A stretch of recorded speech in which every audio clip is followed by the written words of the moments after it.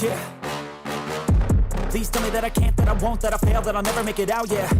Please tell me all the bad, never good, fill my head full of every single doubt, yeah. Please say any negative thoughts, I pop off when I hear people say I cannot. I get off to the thought of proving everyone wrong, I won't stop to the top, so you better back off and get lost. I'ma stay loud, stay proud, never running out, never heading south. I'll be spreading out, call it word of mouth, can't put me down, I'll be getting loud. You can have your doubts, not what I'm about, have your cloud, it be raining now. I keep making sound, go another round, I'm legend bound, can't stop me now.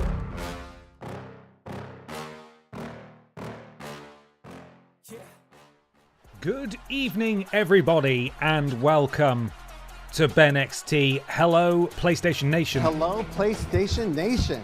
How are we all doing? Welcome in. Time for another exciting Wednesday night edition. My dude. My How are you? dude. How was your day? It's Wednesday night and you know what that means. It's Ben Potter PlayStation Nation BENXT time. Hope you are having an awesome day, my dude. Thank you very much, Stephen. Thank you for the bits. Hope you're having a lovely day as well. Good evening. Welcome to BENXT.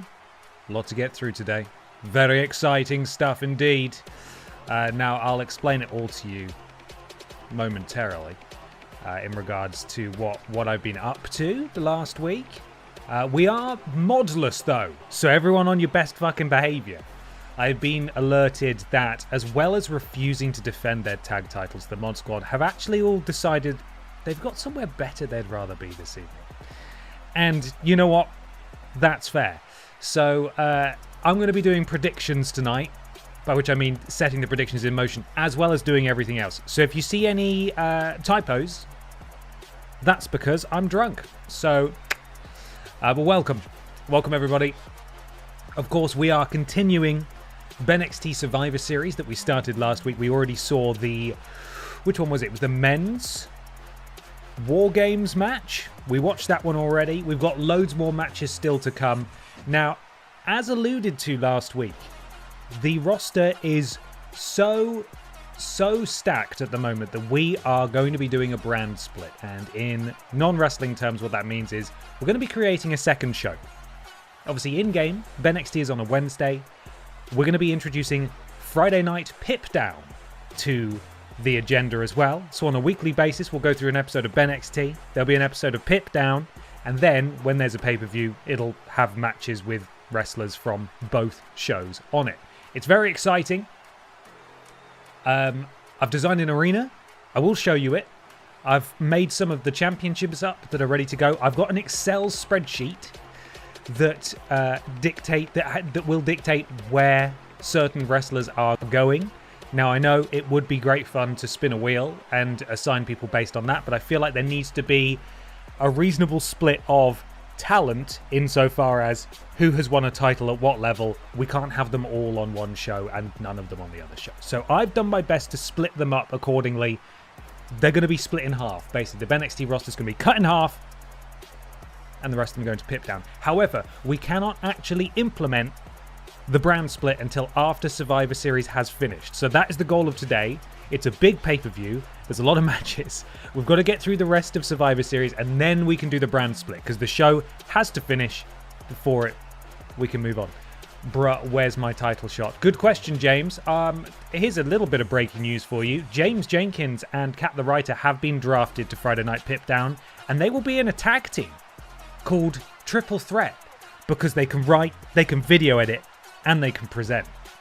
That's my logic there. So, hey, a tag title opportunity could be in the future. Whole set of new belts that are going to be competed for. One thing I can confirm is that Pippa the Cat, regardless of the outcome of her championship defense tonight, will be drafted to PIPDOWN.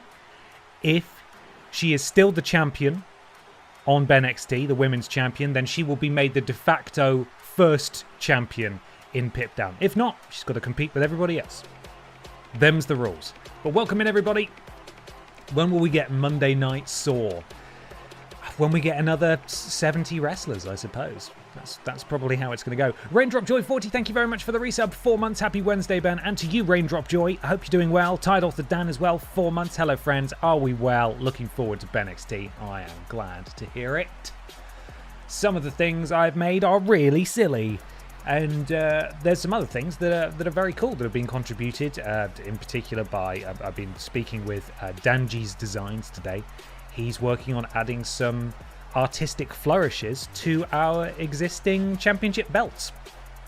So at the moment it's just a plain gold belt with BENXT across it. He's like designed some intricate things that has like walruses on and stuff. It looks amazing. At the moment we're going back and forth about how to actually make the game accept those images, because it shrinks it down to 512 by 512 pixels. So a lot of the detail is lost. So we're trying to work out the best way to make it work. It's not in the game as yet, but very soon it's going to happen. So welcome everyone. I'm going to take a sip and then we're going to dive in.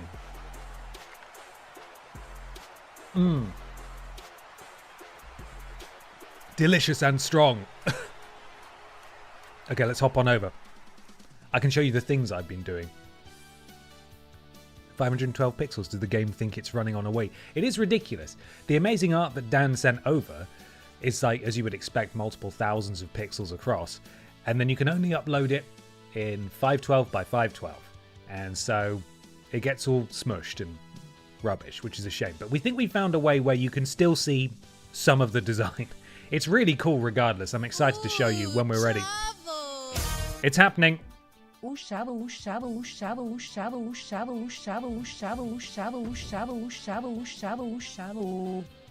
Ooh, fruity.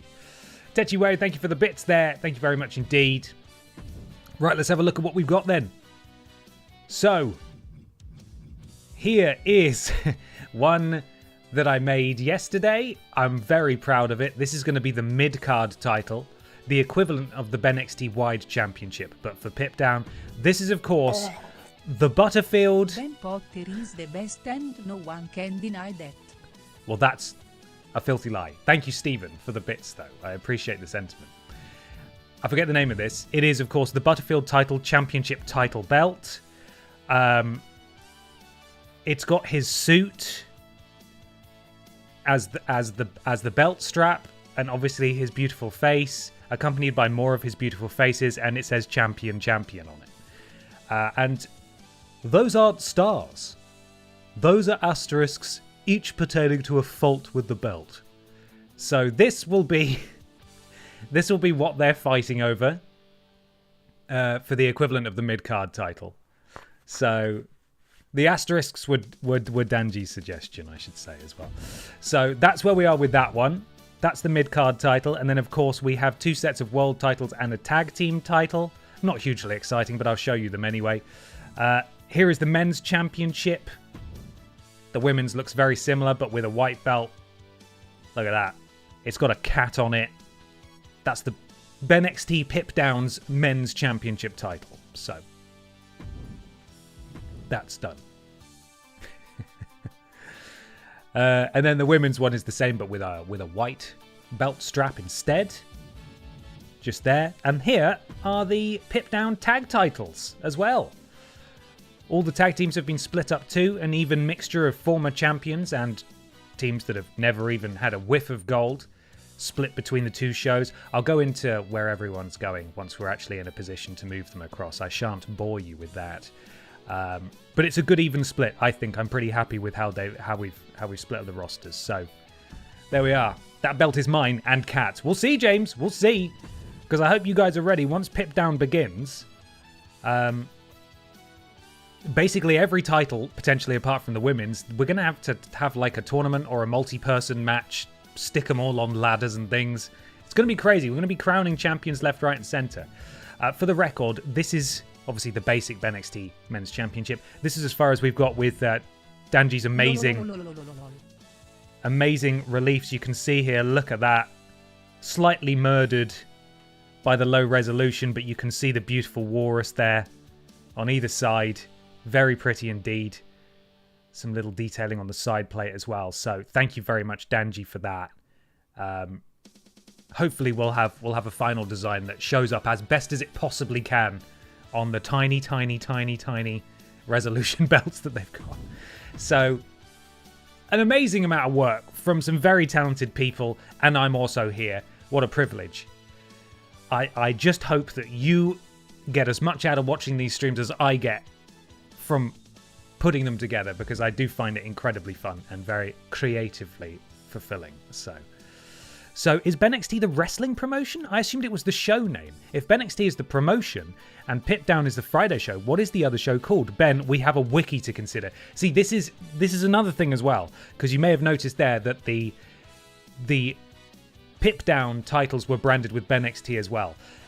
We're not doing a WWE Monday Night Raw, WWE Friday Night SmackDown thing. I think we're just doing BENXT as the main show and also the wrestling promotion, and we've got a spin-off, and it's BENXT PIPDOWN. That's just what it's called. Let's not overcomplicate it any more than it has to be complicated. So let's have a look at my silly arena. Some of you will recognize this if you were watching SmackDown a good while ago. Where is it?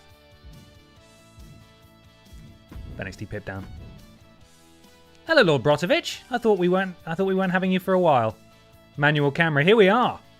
We of course have the SmackDown fist, rocking that white and blue branding.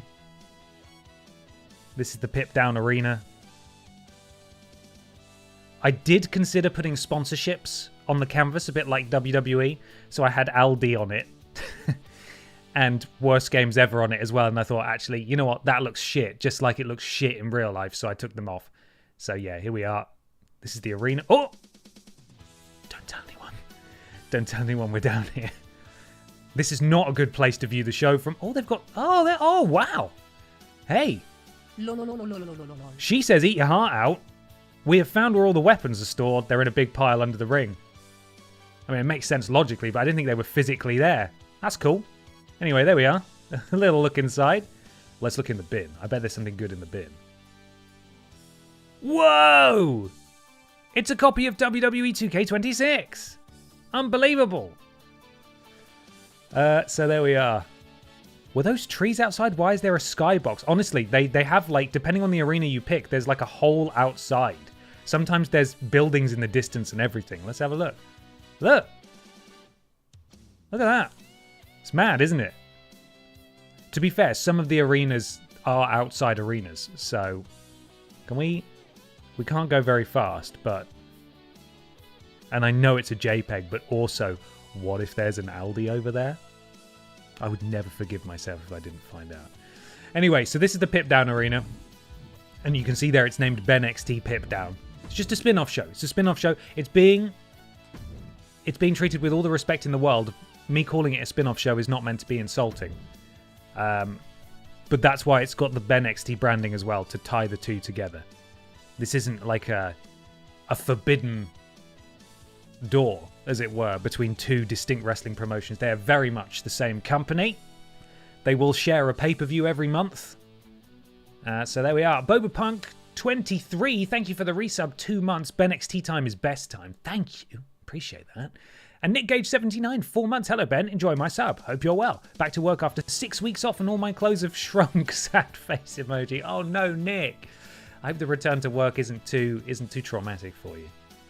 And hey, if all your clothes have shrunk, that sounds like that's 6 weeks well lived, quite frankly. Okay. So I believe I've now shown you pretty much everything that I need to catch you up on. Hi Ben, will there be 2 Red Aldi championships on each show? Good question. This is another thing I need to decide. I don't think that's the plan. There's still room for obviously another title on PIPDOWN, but I'd rather leave the Aldi Red Thunder Championship on BENXT. Now, the question then becomes, if I spin the wheel and it calls a name from someone on PIPDOWN, are they even allowed to be added to the match? And if they become champion, what does that mean? Is the game going to crash? Yes, is the answer. That is always the answer. Is the game going to crash? Does it then mean that they're technically now a BENXT superstar? So am I going to then have to, if and when they lose it, move them manually back over to PIPDOWN? I don't know. It's already doing... The Aldi Red Thunder Championship is already doing weird things with the roster. As you can see, even though there shouldn't be a division for it, these two who've won it most recently are now locked I say locked. I can move them back over manually, but Grimace was in the world title picture. Chavo was in the wide championship picture. They've now both been automatically moved over here. So there's going to be admin involved regardless with this title. I'm just hoping it doesn't fuck things up too much. We'll see. But I think we're going to keep them separate. I think there's going to be no Aldi Red Thunder Championship on there. On PIPDOWN, that is. Someone suggested that we do the Little Kong Strong Championship as the rival one. I really like that idea, but it's too many battle royals. We can't have too much of a good thing. We can't have too many battle royals. Although I appreciate that adding an additional show in means that there are just as many battle royals because it'll take up the same amount of time before we get... Anyway, it doesn't matter. I'll think about it. It's in consideration. It's in consideration. Bugsy Malone, thank you for the resub. 4 months. Thank you very much indeed. Hope you're having a lovely time. I've created the show. The show is there. It's not got any wrestlers on it. I need to up that to 5. I believe, Abyss is on it. Because in order to create the show, I needed a world champion. So as a placeholder, as the very first roster member of PIPDOWN, it's Abyss as the ECW champion. Make of that what you will. He will be removed. He will be removed when it's time. The show needs at least 10 superstars to run. It's just telling me I'm still allowed to save it, but we're not allowed to use the show, basically. So there's a few things we need to do. Admin.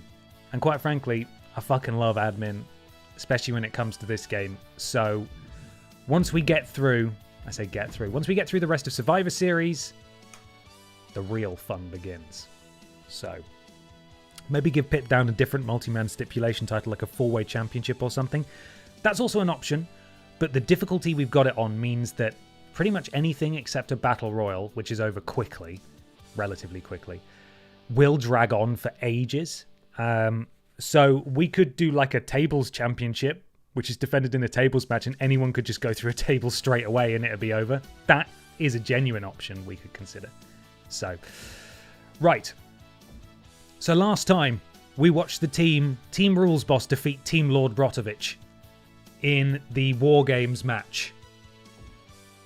Then, we saw Funky Barbara Piss go back-to-back, retain her Aldi Red Thunder Championship. By the way, Lord Brotovich took your feedback on board and he has adjusted the Michael Johnson model, and he looks wonderful, so thank you, LB. Coming up next, we have Senior Joe challenging Dick Machinko for the BENXT Men's Championship. Of course, the Olsen twins take on Team Lickett in an Extreme Rules tag match. Pamela Anderson challenges Pippa the Cat with her entire family in her corner for the BENXT Women's Championship. If Pippa retains, she will be moved to PIPDOWN and made the PIPDOWN Women's Champion by default. I should also say, actually, that when we introduce these titles, we do need a default placeholder champion, but the first thing we'll do is have them defend it in like a ladder match or something. So they're placeholder. That's it. Then Danny DeVito takes on Michael Jugson in a tables match. The conclusion of this big feud. Peter Austin faces the Chevrolet Matisse in an underground match. Pau Musek and Wet Boy challenge Mr. Black and Trailing Badger, the Mod Squad, who, weirdly, Lord Brotovich not here yet. Strange, isn't it? Conspicuous by their absence for their tag titles. And in the main event, it's the Women's War Games match. The Piss family take on Fanny Craddock and Anna Logistic and BB and Tina. I don't know what's going to happen there. Right, I've got the first prediction ready to go. I'm going to press the button now. LB, do we have you for a while, or are you actually heading off? Just so I know, because I've got some of these written out, and I just want to make sure before, just so we don't double up. But first prediction, will this work? Will this work? Yes, it will. Okay, Lord Brotovich is here. LB, could you maybe help me out with some of these predictions, please? I've done the first one, as you can see. Who is going to win? Will Senior Joe dethrone Dick Machinko, 2-time BENXT Men's Champion? Or will the numbers not lie? You are here. Fantastic. Thank you very much, Lord Brotovich. Glad to have you here. We find out momentarily. Get your predictions in as we continue BENXT Survivor Series on the road to PIPDOWN. Let me cue up my music. Not quite ready yet. Senor Joe. Senor Joe, where is he? There he is. Okay, let's do this thing, everybody. Just a minute left. Oh, it's very close in terms of points wagered. BENXT Men's Championship on the line. Senor Joe versus Dick Mychinko. And we're off.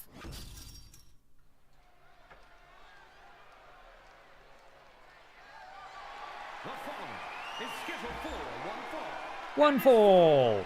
The NXT Men's Championship. The WWE Universe just exploded. Senor Joe has looked impressive in his BENXT outings up to this point, I would say. Victorious in a feud with, I want to say, Zombie Cheggers. I might be wrong, though. This, I believe, is actually his first championship opportunity in BENXT as well. Can he make it count when it matters the most? He does have that robotic arm.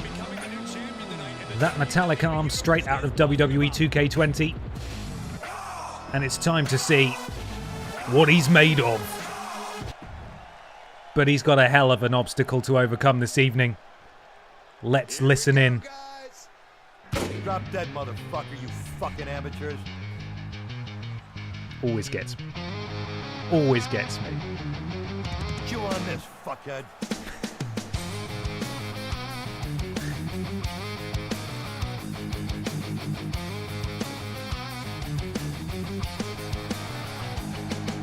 Why does he have the robot arm? Is that something he wears in the ring?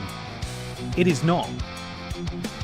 This is a reference to WWE 2K20, the famously bad one, which had an absolutely unhinged story mode in which at one point his arm was replaced with a metallic robot arm for no reason. Absolutely no idea why. But yes, there is the wiki there with backgrounds on all of the characters if you have any questions. Demo Dick looking to retain his belt tonight. Can he carry BENXT into a new age? Let's find out. Rock and roll, motherfuckers, rock and roll. Sounds like he's going to try, for sure.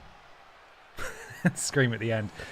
The last choice, thank you for the resub. 4 months already. Only managed to watch the VODs generally, so I'm a bit behind. But good to see the BENXT brand keeps going strong. Also, Forbidden Door, that was some good stuff. It was. I watched a bit of Forbidden Door, not all of it, admittedly. But I had a great time. I really enjoyed... is it Bozilla? Or is that her name? That was great. Did Germany proud, LB. Did Germany proud. Bozilla was fun. Weighing in at 257 pounds, the NXT Men's Champion, Richard Magnum, of course. That's his Christian name. It's not. He stares lovingly at the belt. It looks very, very plain now that I've seen it with Danji's designs etched all over it. Senor Joe, shown the title. Can he add some more metal to his home? I don't know where he lives. I assume he lives in a home. Here we go. Senor Joe is ready. The champion is ready. And Survivor Series continues. Right now. Oh, went to go for that spinning elbow. Did the champion. Senor Joe too fast, though. Boot to the tummy. And now just washing the face of Dick Mychinko. Bounces off the ropes. Oh, and that's a really big one. We don't know if he has a metallic foot as well. It's difficult to know. He could have metallic all sorts.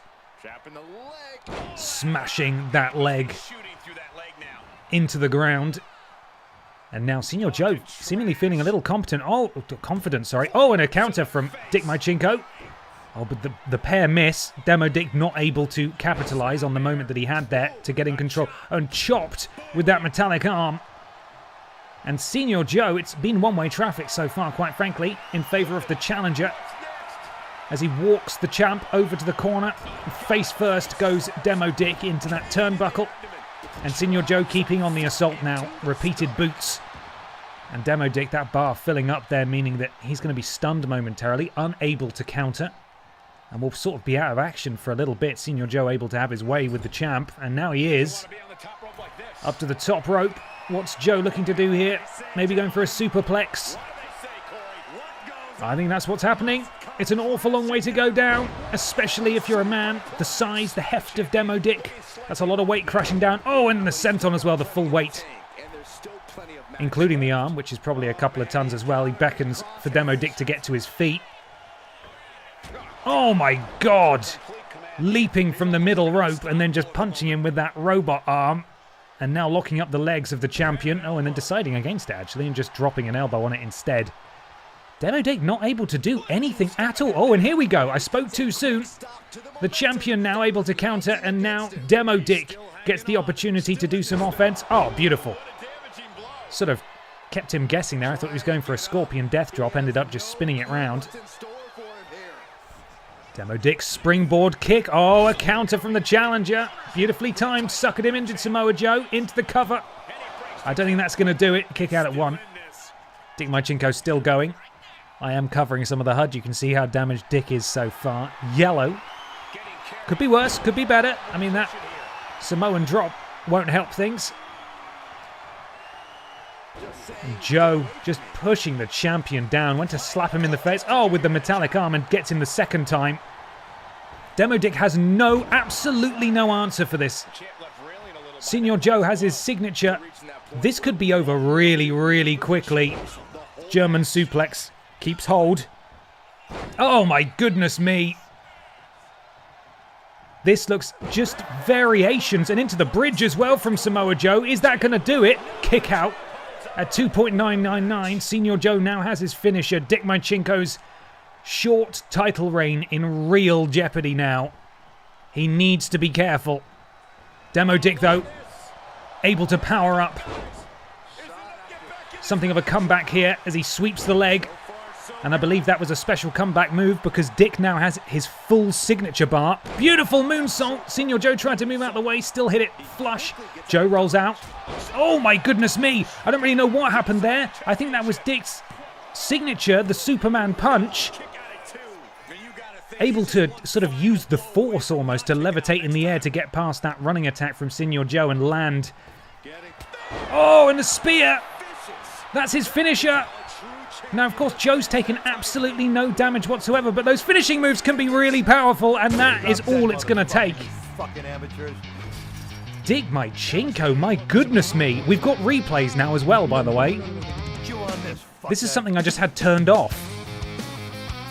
So as you'll see from this, Demo Dick was absolutely outclassed here. Senior Joe, though, ate a signature and a finisher back-to-back, and that's all she wrote.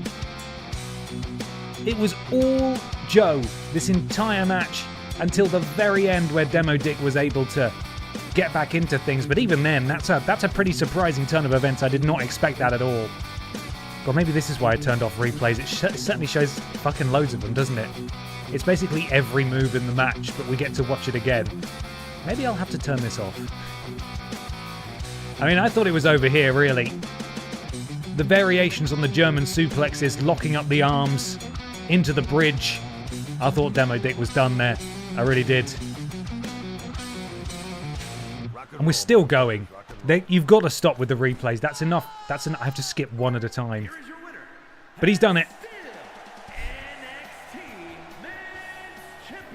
I might just have to turn the replays off. I thought it'd be cool to see a couple of replays of the big moments, but that was like 15 replays. That's insane. Demo Dick's still your champion. He is a war criminal, lest we forget. There's no way of knowing that he hasn't like put like a metal bar in his shoulder or something when he delivered that spear. The war crime spear, as it's known, as I've decided it's called. Anyway, that's our first match of this evening. Dick Mychinko able to overcome where, quite frankly, he probably shouldn't have been able to overcome at all. Didn't feel right. Christophsis, Thank you so much for the resub. 2 months. Which candy bar is the traditional 2-month gift? I don't know. Is there such a thing? Is there? Tell me. I don't know. Do people give chocolate bars as a gift? Because I'll take if you're offering to send me a chocolate bar, I'll take it. If you want a chocolate bar, I'll consider sending it. You know, it's your call. Up next, these 4 people have been feuding for some time. It's the Olsen twins, as haunting as they are. PlayStation 1 era Olsen twins taking on Team Lickit in rivalry action. This is an Extreme Rules tag match, meaning that everyone's in the ring at the same time. There are no rules, except you can tap out or you get pinned, and there's weapons everywhere, which is great. So there we are. After winning big by betting on the first competitor in each match last week, I'm switching it up for the last competitor this week. 100% win so far. Good for you, Trillion Jones. Right, hopefully predictions will be coming your way in just a moment. LB, do give me a shout if you need a hand. I am on standby. There it is, he's done it. That's why he's paid the $0. Please don't lick the Olsens, my god. Right, get your predictions in. Mary-Kate is going to show up with a Glock. Wouldn't put it past her. Whisper Gold is the traditional gift for any situation. I like that one. That's a good shout. I like that very much indeed. Okay, let's do this thing. The Olsen twins taking on Team Lickit. Up next. Pride is on the line in this one. They are ready for battle.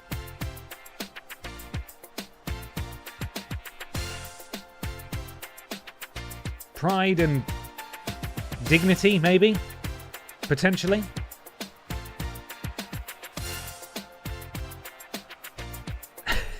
I forget which one is Ashley and which one is Mary-Kate, but they're both utterly fucking horrifying. Is a tag team Extreme Rules match. And Ashley and Mary Caitlin. It's weird that they don't have Kate as an option in here. Ashley is pink shirt. Thank you, Chris. Right. Can the Olsen Terrors beat Team Lickit? Let's find out. Look who's here.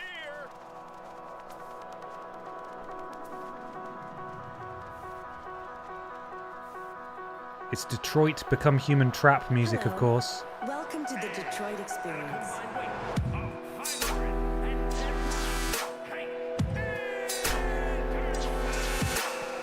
Now, they've come pretty close to the title picture, I believe, at times. Hasn't happened for them yet, though. Real question is, are they staying on BENXT or are they going to be moving to PIPDOWN very soon? We'll find out. Not that winning or losing tonight has much bearing on anything. It's probably very exciting to go to a brand new show on a Friday. But here we go. The twins are tiny and terrifying and ready. Those two are taller and fully grown. One of them's a robot. Probably actually younger than the Olsen twins. So, and immediately they pair off. I want to say that I've already forgotten who. Is it Ashley in the pink shirt? Ashley taking things to Hank. Springboard. Completely misses. Connor taken down by Mary-Kate. Forearm to the spine. Oh my goodness me. It's kind of horrifying seeing a 70-year-old man. Is he 70? Probably not. Man in his late 50s. He's got grey hair. No idea. Oh, beautiful from Connor. That is the kind of performance you can only get by being manufactured in a factory. Connor now looking to introduce a weapon as, oh, I was going to say, as Hank hold things down in the ring. Oh, I thought he was going to avoid that. Oh, and Connor throws a chair. That's not a chair. That's a bin. Throws a bin on top of his teammate. And that... Oh, God. That's not good teamwork. But Team Lickit are standing tall at the moment. Oh, no. Mary-Kate gets absolutely clobbered with that bin. I feel like we should call the actual police. This seems illegal. Well, do bear in mind that this is the PS1 version, and so they're not real? Oh my god, the bin! Stop rolling into the bin! It's making an absolute racket. A table now. Being set up on the outside, weirdly, by Hank. Not sure what he's planning to do with that. Completely whiffed that elbow, but able to get the counter again. Turns his attention back to Mary-Kate. I thought Connor was maybe not too impressed by Hank's handiwork there, setting the table up on the outside. Should have brought that back in. Connor and Ashley. Ashley sends Connor into the ropes and then decides, you know what, you run the ropes for a bit, that's fine. Hank still fully in control of Mary-Kate on the outside, throwing her back into the ring. Connor now, don't jump into the bin. Oh my god, he landed in the bin. Connor landed directly in that bin. But I suppose technically he is made of bin, so he's fine. And Hank now with a kendo stick, just smacking it over the back of the head of Ashley, who returns the favour this time to the gut of Hank and to the forehead of Connor and to the forehead of Hank, and again. The table on the outside is now being collapsed. Connor introducing a chair. Oh, able to stop him is Ashley. Mary-Kate prone on the outside. Hank awakening just at the right time to maybe cut her off at the pass, but he's too slow. Mary-Kate doing a pose that makes me very frightened. Like she's going to bite my head off. Connor sends Ashley to the outside. Hank drops Mary-Kate. Connor now intercepting Ashley. Beautiful maneuver. You know, feels bad when they're losing. It does feel bad because they are 10 years old. But it is what it is. This is BENXT, I suppose. And now Hank has a sledgehammer, and this probably is illegal. Thankfully, though, Mary-Kate able to stop it from happening. Uh-oh. Oh, DDT on the outside. That may have actually been on the sledgehammer. Connor sets up that table. Oh, and wrestles down. Which one is it? It's Mary-Kate. She's able to break out. I thought she was going to tap out just before Ashley managed to get there. Oh, beautiful. Springboard takedown. I think it was a headbutt, actually. Ashley looking a bit dodgy on the table there, and a pedigree. Oh my goodness me. I think someone's going through that table. I think it's going to be Ashley. Oh, Ashley suplexed through the table by Connor. And Connor now turns his attention to Mary-Kate. I tell you what, Hank is very, very lucky that he's got Connor on his team. Oh, and I believe Mary-Kate just bit the robotic fingers of Connor, which doesn't seem legal. And now the full mount on Hank, raining down. Those are stiff right hands to the nose, into the cover. Connor's probably going to need to break this one up. No, Hank is fine. Hank powers out at 2. 1, rather. Connor, oh, I believe Connor was going for his finisher. He's done it. Oh, that was beautiful and devastating, wrenching the neck just as Ashley rolls out of the ring. She might not have enough time to break it up. Oh, there's a bit of kick out by Mary-Kate. The Olsen twins are still in this one. That was very nearly a costly error there from Ashley Olsen, rolling out of the ring at just the wrong time. And Team Lickett are in control here. Hank. What's he looking to do now? Oh my god, Connor just throws a table at a 10-year-old. And now throws a bin as well. Something happened there that I didn't actually see. Is Team Lickett about to get the victory? No. Ashley Olsen's still alive. Ashley does have her signature and her finisher. Mary-Kate has her signature. As we saw earlier with Dick Mychinko, you really can pull a victory out of the bag if you've got the right moves stored up. Connor, beautiful springboard elbow. And now Hank with the table. Oh, he just throws it. He throws it at the child. I think they're going to want his badge and his gun for that, really. There's just no excuse. You can't be throwing ladders at infants. They're not infants. At children. Uh-oh, Connor. Massive choke slam from Connor the android. He has his finisher. Oh, just throws a chair at the child for good measure. Surely it's only a matter of time now. Connor could have ended this, but it feels like he's really toying with his food. Oh my goodness me. The Will Ospreay-esque elbow to the back of the neck. Is Ashley going to break it up in time? She's not. It looked like she was going to be there to break it up. But in the end, I think she was just so horrified by what she saw that she felt the need to actually just back off and let the match end. The equivalent of throwing in the towel. I can't break this up. Mary-Kate has had too much damage, quite frankly. Team Lickett, despite, I believe, being on the losing end of this feud for most of it, get an impressive dominant victory tonight in the Extreme Rules TLC match, although man of the match absolutely has to be Connor. Hank was there, and that's about all you can say for him. As we skip through the rest of these numerous replays. That'll get Hank a paid suspension on administrative leave. Oh yeah, he's not going to lose his job, because he's in the union, of course, so he's untouchable, but... I mean, they're celebrating like they won the World Cup. They did actually, of course, lest we forget, beat up a pair of 10-year-olds, and that will forever be their legacy. Quite frankly, wherever the Olsen twins are in regards to BENXT and PIPDOWN, I would think that they would probably want to be far away from them. That stink's going to follow you everywhere. Instant classic. Instant classic. Are the replays new? No, replays have always been in, but I think they're off by default. And I just forgot they were a thing. They do generally slow down, you know, the end of a match. So it's not really that fun if you're playing by yourself. But I thought for the purpose of, you know, a wrestling production such as this, it might be nice to see the replays. Unfortunately, the replays in actuality mean that they go on fucking ages. So they're sort of a bit annoying, really. Does this mean Lickett won the rivalry? Connor and Lieutenant Hank Anderson defeated Mary-Kate Olsen and Ashley Olsen on the big stage after an intense back and forth for weeks. The duo has earned a higher placement in the championship rankings. The BENXT universe is excited to see these superstars in the championship picture soon. That sounds like the rivalry is done, based on that description. Up next, it's a big one. Pippa and her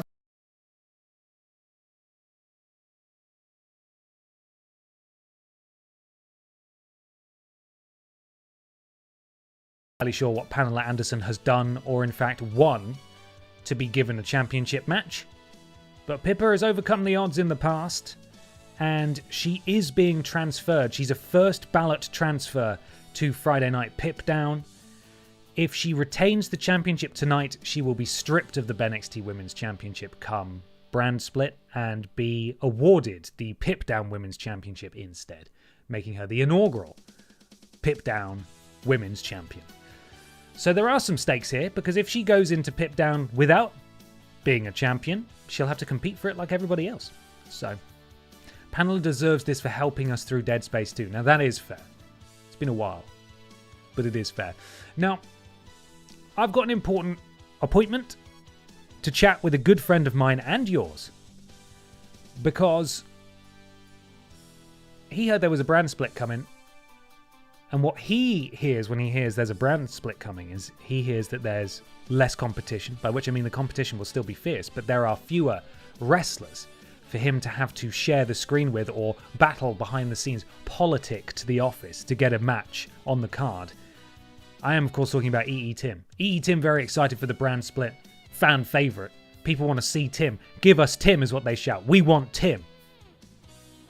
With the brand split, hopefully you'll be able to see a lot more of Tim. I'm going to go chat with him right now. Sorry, yeah, Simon Miller. I'm going to go chat with Simon Miller in my bathroom. I'll be right back.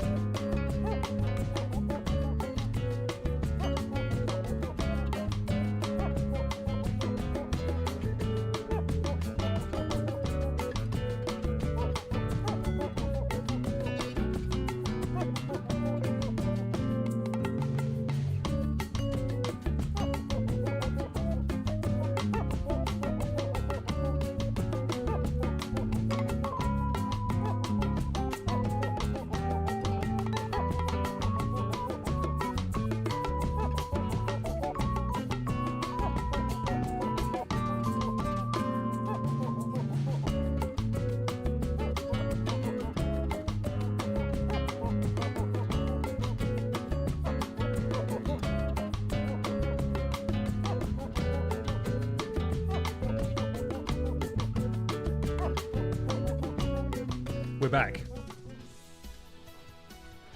Let's do this thing. Women's Championship on the line. I just had a word with Pippa the Cat as well. She was at the top of the landing. She said, I'm asleep, leave me alone.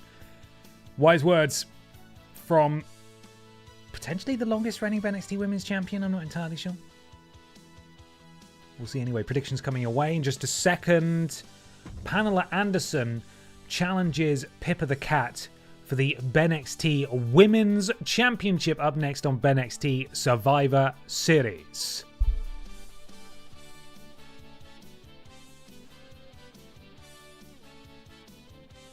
And away we go. 100% backing of Pippa here. You love to see it. It's very nice.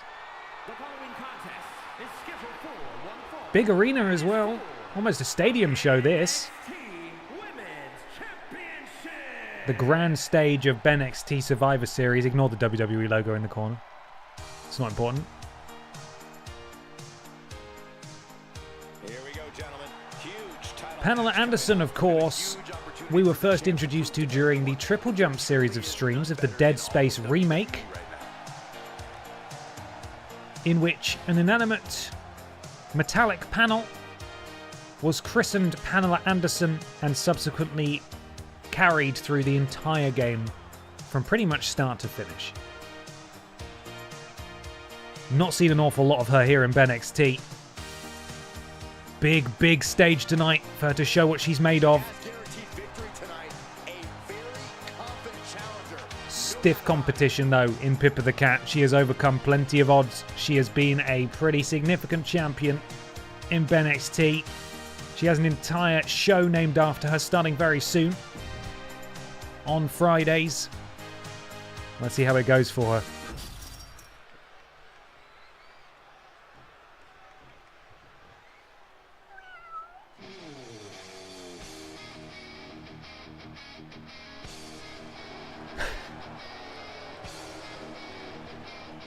Here they are. Of course, the title is on the line in this one, guys. And don't be surprised if history is made here tonight.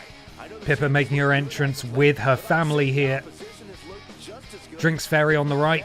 Ben Potter, no relation, on the left. Will this give her the confidence she needs?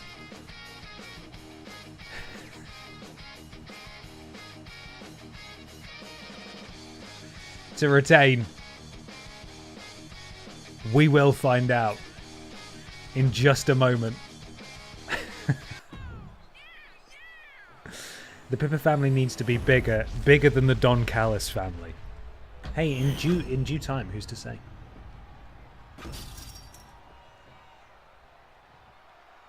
Introducing the challenger. Family members still on the outside, lending their support.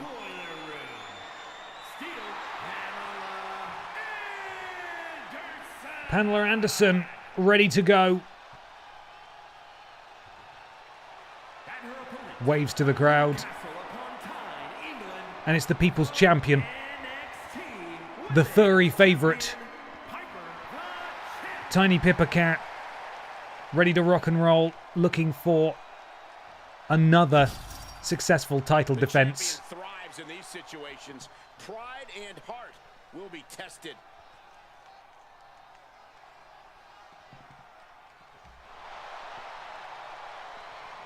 The third belt defended tonight on BENXT Survivor Series. Barbara retaining her Aldi Red Thunder Championship earlier tonight. Dick Manchenko, of course, we saw him defend his BENXT Men's Championship, and now it's Pippa the Cat's turn. Pippa with the advantage early on.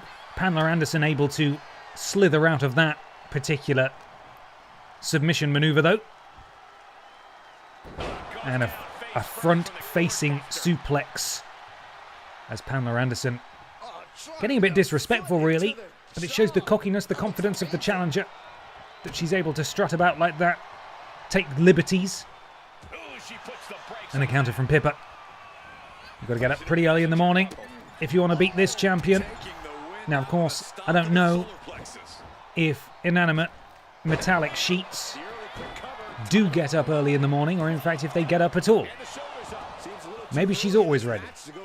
And that in it of itself is quite worrying, because how do you beat something like that? Oh, and Pippa's learning it the hard way.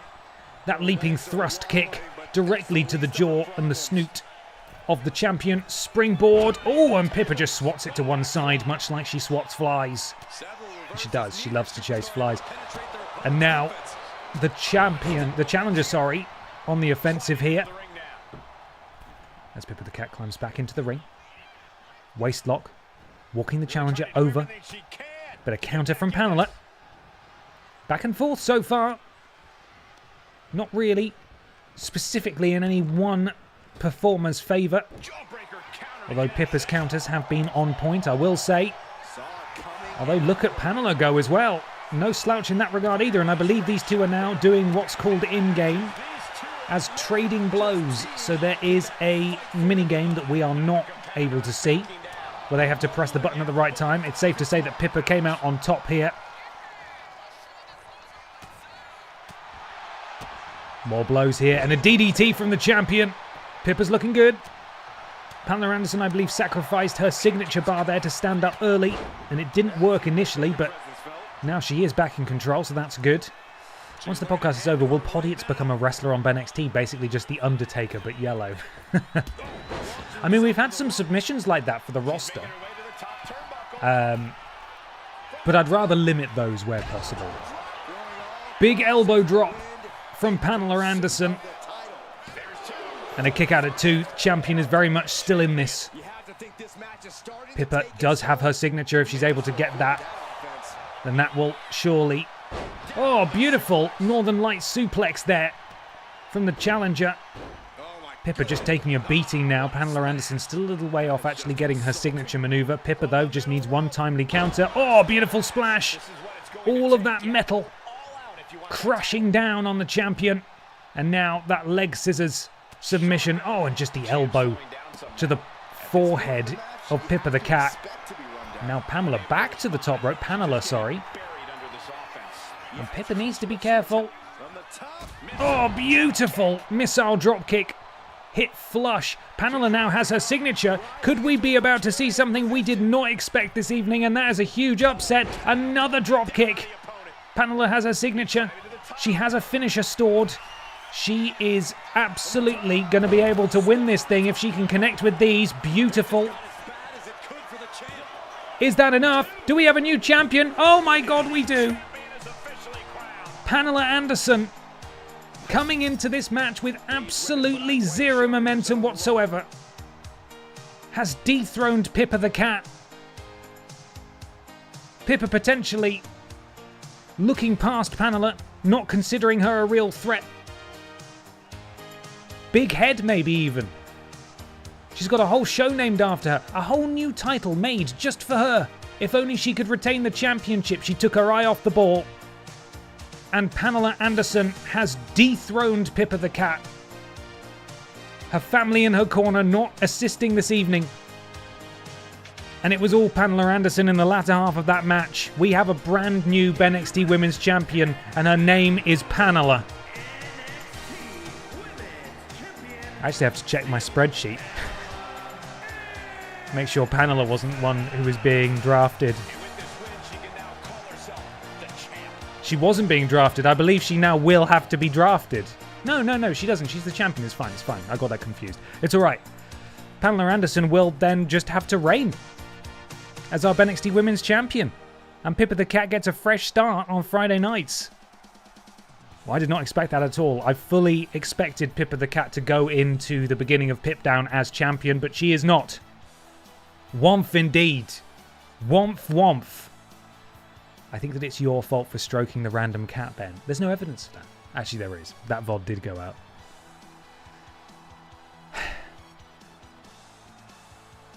Never want to see Pippa lose. That's sad. She's been on such a run. But as I said, new adventures await. There's an exciting time ahead for Pippa the Cat. Now, this match should be either really quick or, at the very least, entertaining. That's our hope.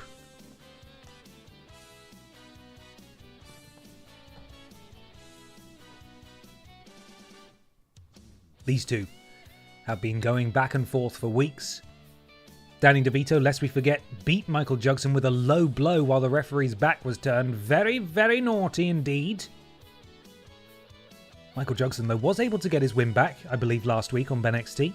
The two shook hands, if memory serves. But they settle things now in a tables match. And it does mean that we get to hear some fantastic music. So get those channel points wagered and you let me know who you think is going to win. Danny DeVito or Michael Jugson. Tables match. And that's right now.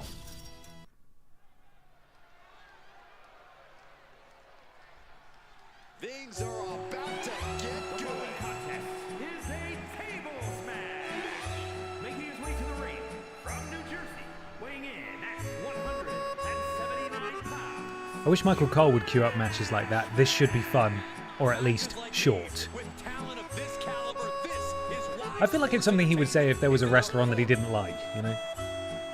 a very high-pressure Danny DeVito, lest we forget, has also had a pretty impressive showing in BENXT. Not really gotten near the titles, but this brand split could change everything for a lot of people. We're going to have a lot of new champions soon. Danny's ready as he cues up that fantastic music that he's been waiting for. Hey, put me that driving closer. Hey, comfortable there. What's your name? Michael Jugson. You're fucking mad, aren't you? What have you had for your teeth? Garlic and chili. So, like, good worth of garlic. I got extra cookie worth of garlic. Did you fall? I fucking did. Are channel points good for anything, or am I just fostering a gambling addiction? Well, depends on the channel and what they use their points for. Obviously, those channel points can only be used here.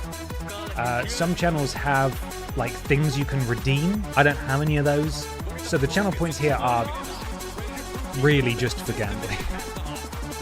Yeah, I've been told you're the fucking best on a fucking pedal bike at doing stunts and that. I fucking did. No, you're the best at fucking pulling stunts on your pedal bike. Well, I haven't been doing stuff. Perfectly timed to his entrance. Danny's ready. Jugson is ready. a competitor must There goes Jugson. in a tables Danny match ducks and under. suffer the consequences. Oh, but Michael Jugson slipped through. The body suffers when going through a table. Unfortunately, Oh, look at that. Full weight, which is not significant, of Michael Jugson crashing down. trapping the leg here. Trapping the leg. What's he looking to do now? Needs to escape. He does. Gets Counter from Danny DeVito. Of course, this match can only end by putting your opponent through a table. Oh, Michael Jugson able to duck under the first grapple attempt and then just absolutely has his clock cleaned. Courtesy of a haymaker from this very hench Danny DeVito. Maybe for a certain number of points you can get free tickets to a BENXT show. Hey, listen, you can get a free ticket to a BENXT show every Wednesday. But it will have adverts in, unless you subscribe to the channel, which you can do with Amazon Prime for free. very few super To be clear, I do not control the adverts. with such ease. Danny DeVito standing tall over Michael Jugson. Jugson making his way back to his feet. The garlic sauce coursing through his veins as he's sent face first into that turnbuckle. Oh, and Danny, just charging all the way across the ring and sending him into that other side. And I think he's not done yet. Smashes him in. That is the kind of move that leaves our jaws on the We can give Ashton's cats treats with channel points. Pippa doesn't get that luxury. That's a lovely idea. Pippa would be sick. Pippa gets sick when she just eats anything. So smashing through a table. that would be such a punishment for us.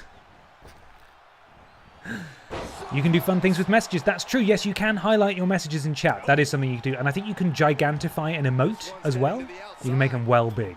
So, right, now we finally see a table introduced. And this is why these matches can end really quickly. Because as long as that table stands, someone could be put through it straight away. And the match could end really quickly. This is why this is a candidate for the equivalent, the Waluigi, if you will, to BENXT's Aldi Red Thunder Championship. There it is. There's a giant Pippa right there in the chat. Look at it. And the table's fallen over. That will not count as the table collapsing. Jugson slips out the back door. Grabs a hold. Boot to the willy. Spins him round. And a neck breaker from Michael Jugson. He grabs the table again. Oh, just smacks him with it. And again, just throws the table at him. This will not break the table, but it certainly is funny to see. Jugson, and again, just looking to bury Danny DeVito alive. You could spend channel points for me to give my cat treats. Yeah, we can set that up. Will Ed Hoyk feed his cat a treat? That's it. That's a big toilet now. If people are discovering the giant emotes for the first time, enjoy them. 2 tables now. Danny DeVito not interested in using the tables. Only Michael Jugson so far, it seems. Of course, that is my favourite J.R.R. Tolkien book. The 2 tables. We do have Gollum on the roster as well. Is he going to throw a... Stop throwing the tables! I don't think Jugson knows how to set up the tables. He knows how to pick them up and throw them, and that's kind of it. You can also modify emotes. Yes, you can. It's a tiny set of cool guy sunglasses on Jeff Keighley.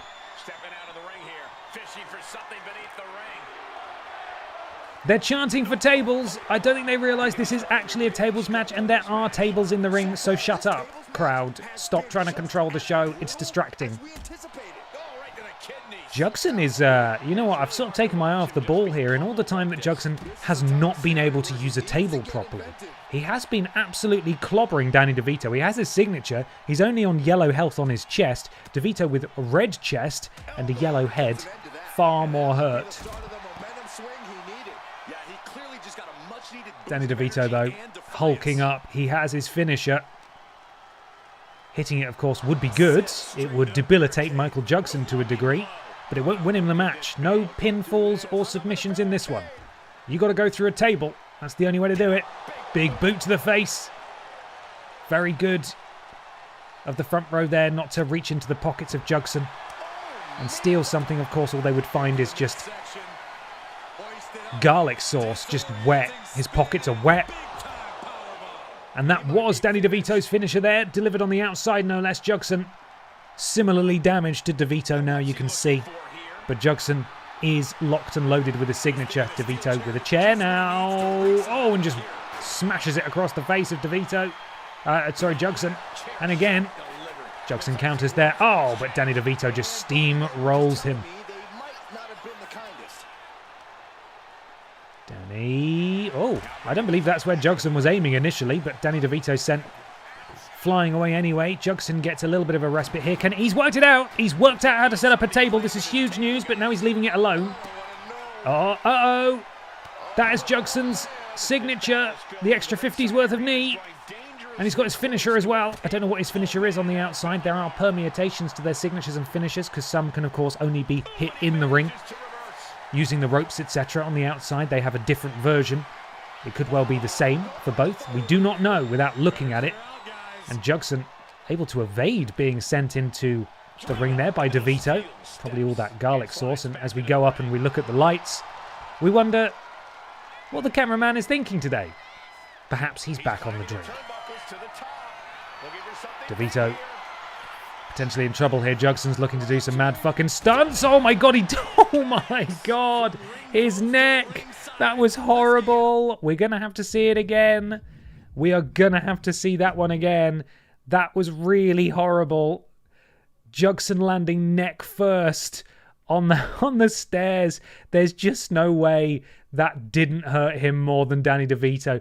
This is us. I'm adjusting the height, by the way. This is how fast we're going to move. Can I just move down? No, I can't. Not really. Oh, here we go. Oh, my God. Oh, my God. We can see all the shoes. How do I go backwards? Oh, there we are. Okay, here we go, everyone. This is it. Was it worth it? Was it worth it, Jugson? Oh. Oh, no.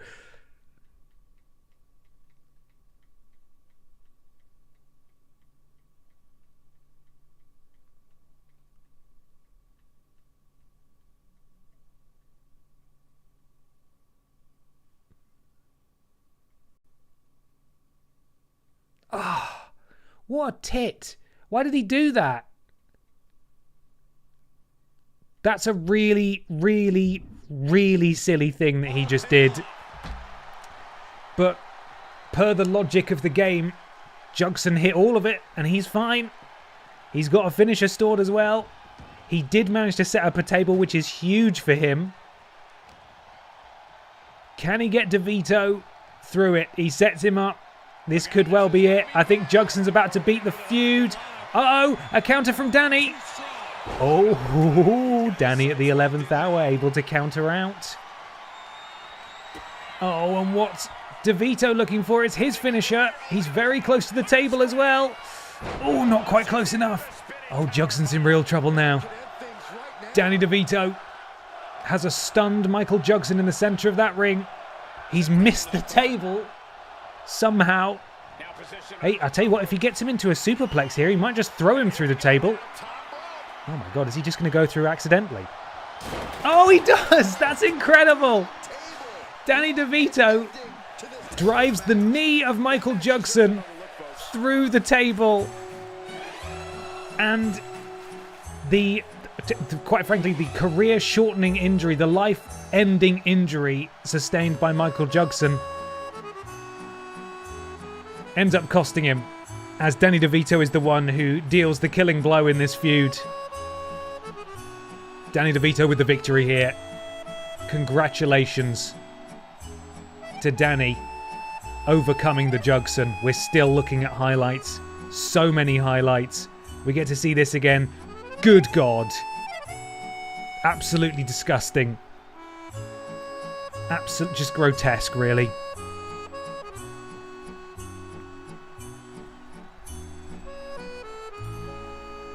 Really, really awful. But congratulations, Danny. You did it, my friend.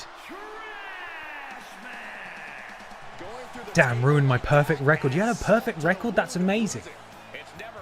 And I believe the outcome of this is, of course, another conclusion of a feud. And Danny moving up the rankings. Is Danny going to PIPDOWN, though? So will it actually matter? Let's consult my thing. Danny DeVito is moving to PIPDOWN. So while he moves up the men's championship ranks on BENXT, he will be in contention for a world title on Friday Night PIPDOWN. So he's got that going for him at least. Danny DeVito defeated Michael Jugson on the big stage after an intense back and forth. We read that for weeks, and has earned higher placement in championship rankings. Expect to see the superstar in the championship picture soon. That is so similar. It's in fact identical to what we read for the other one. Peter Austin looks to settle a score now. The Chevrolet Matiz that he was initially ran over by back in 2018 returned last week to cause him more trouble. Peter was hit by the car subsequently twice more in the space of just 2 weeks. He looks to put it to bed now as he challenges the Chevrolet Matiz to an underground match, a special type of match with no ropes, where they must knock one another senseless. Only the person standing at the end is the winner. There's no pinfall, I don't think. I think it's submission and knockout. So this is going to be crazy. It is a decade-spanning rivalry, quite literally. Channel points coming your way in a moment. Peter Austin, the Chevrolet Matiz renew hostilities in just a moment.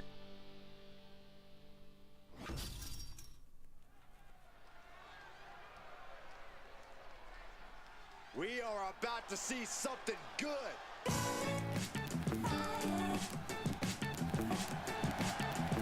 underground match is a unique setting for this high flyer. Yeah, no ropes to bounce off of. No Peter's got a pretty good record, both as a tag team with Ben Potter, no relation, and as a singles competitor. Briefly held the BENXT tag team titles alongside Ben Potter, no relation.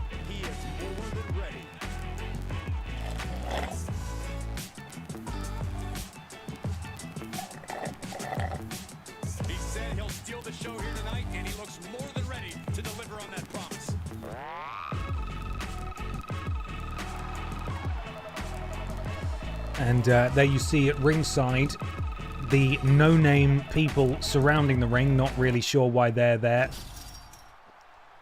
I wish it was other members of the BENXT roster, but it's not. They're sort of meant to... Well, yeah.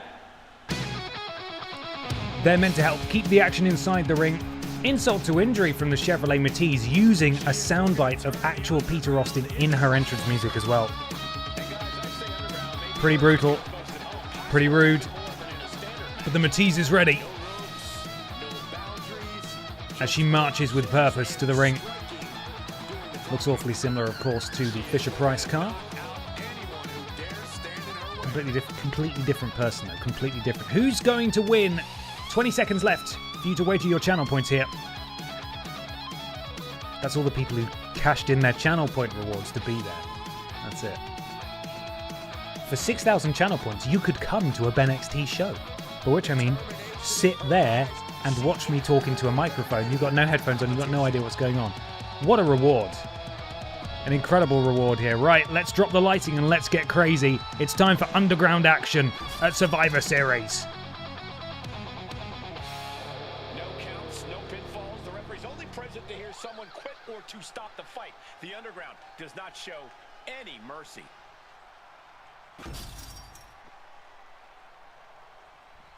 The following contest is an underground match.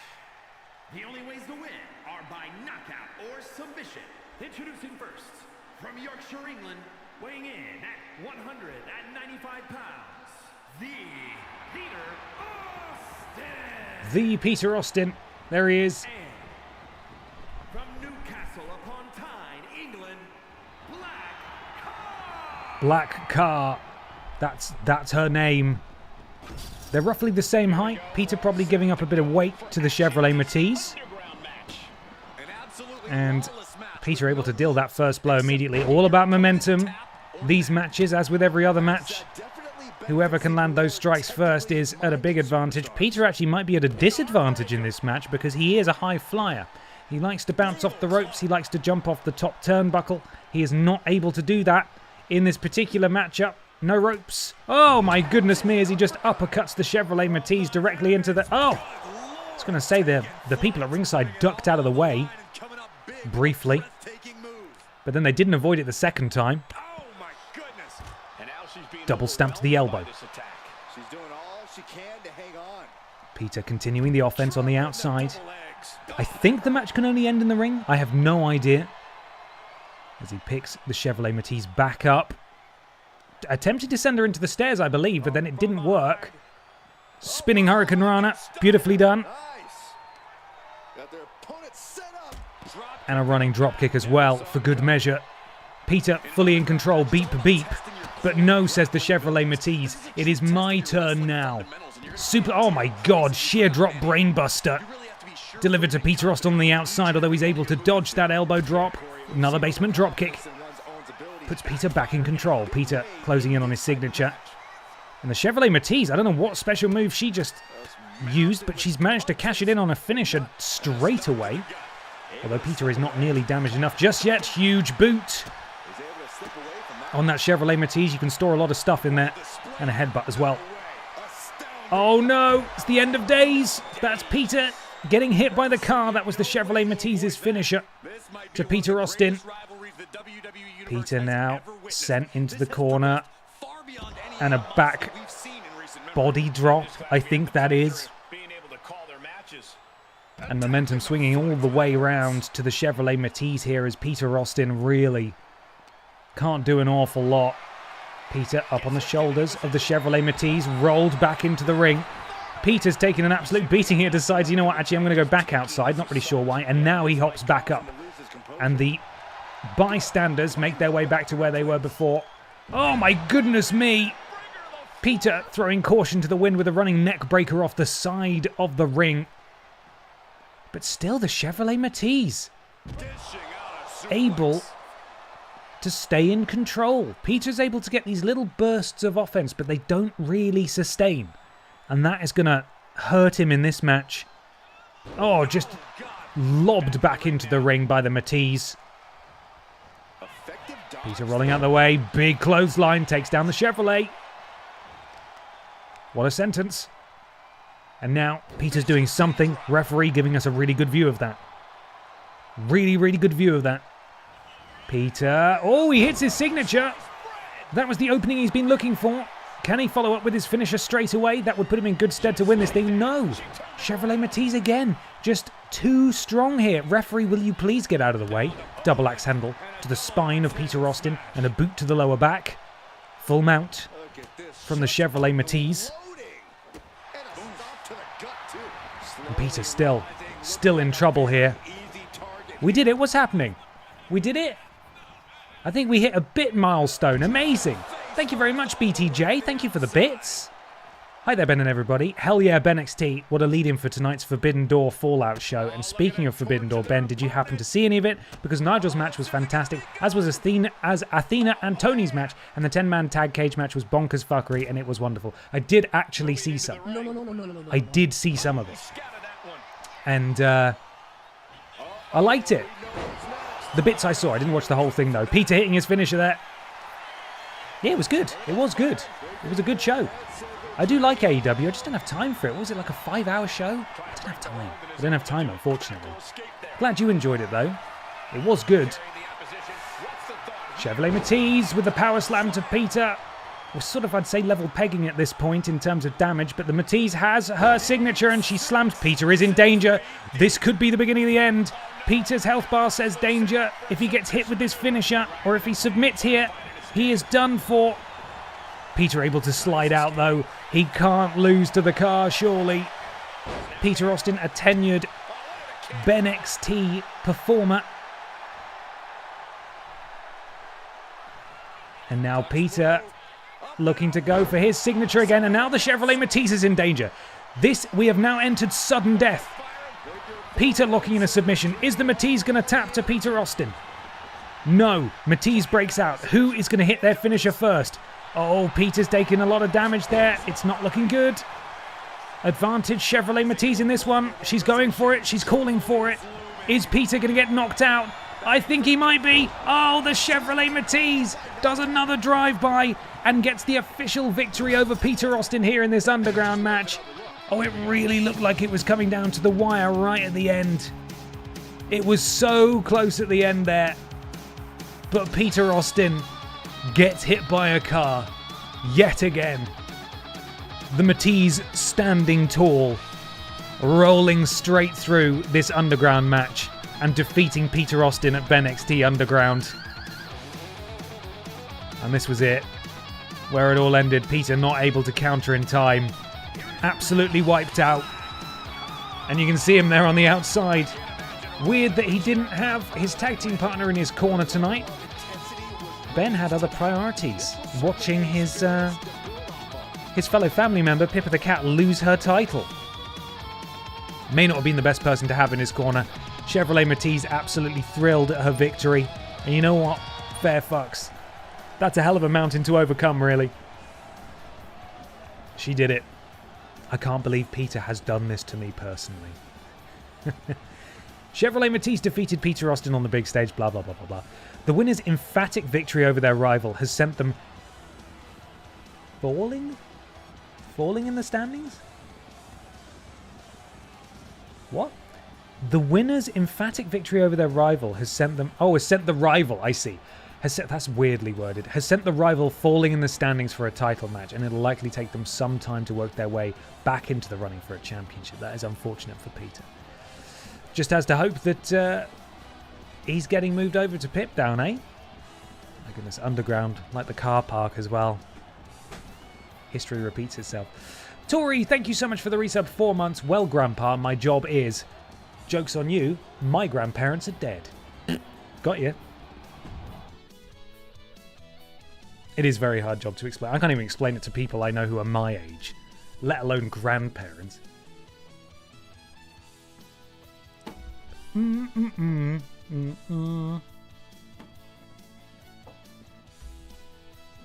Okay, Mod Squad. It's good that one of you is here. Because you got some titles to defend. Mr. Black, you feeling confident? The Mod Squad have held these championships for too long for my liking.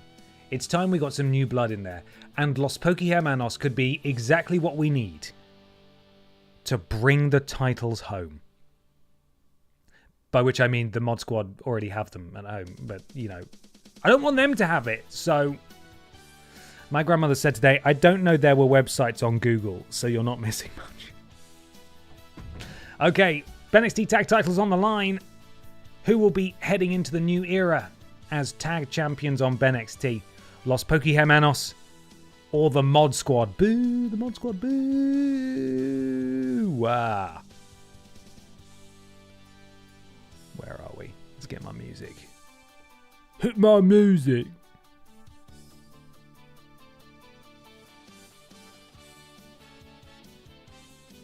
You know who I haven't seen for ages? Nathan Cake. I was so excited when I saw Nathan Cake's name in my spreadsheet. He might get some more matches as well. Legend. Absolutely legend. Okay, here we go, everybody. It's time for the titles to be defended.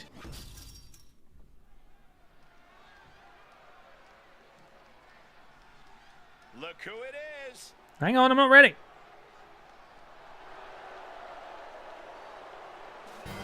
There we are, we're good.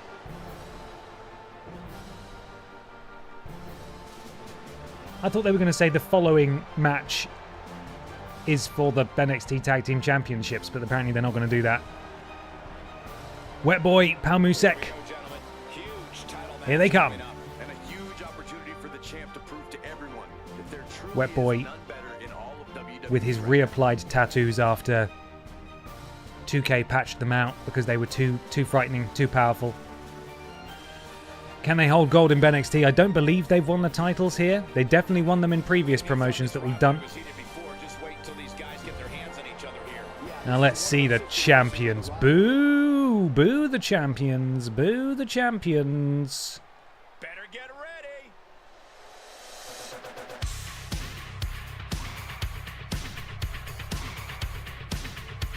Boo!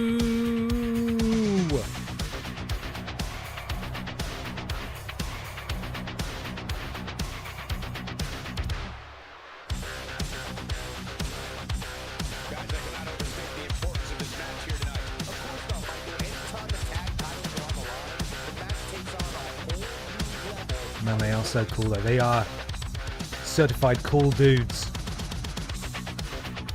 It's crazy because Gallus had a really cool entrance. But they just didn't look like they should have that entrance, you know? I can think of cooler people who should have that entrance. Like crossing their arms like that. Like, come on, man. Really? You guys? You guys? That's how I feel about the Mod Squad as well. You guys? Really? You guys? Mod Squad should put their music on the line. That is a great stipulation. If the Mod Squad lose, they lose their music. And the music has to go to whoever wins. And the Mod Squad just come out to clown music instead. But it's me doing it. A cappella clown music every week from now on.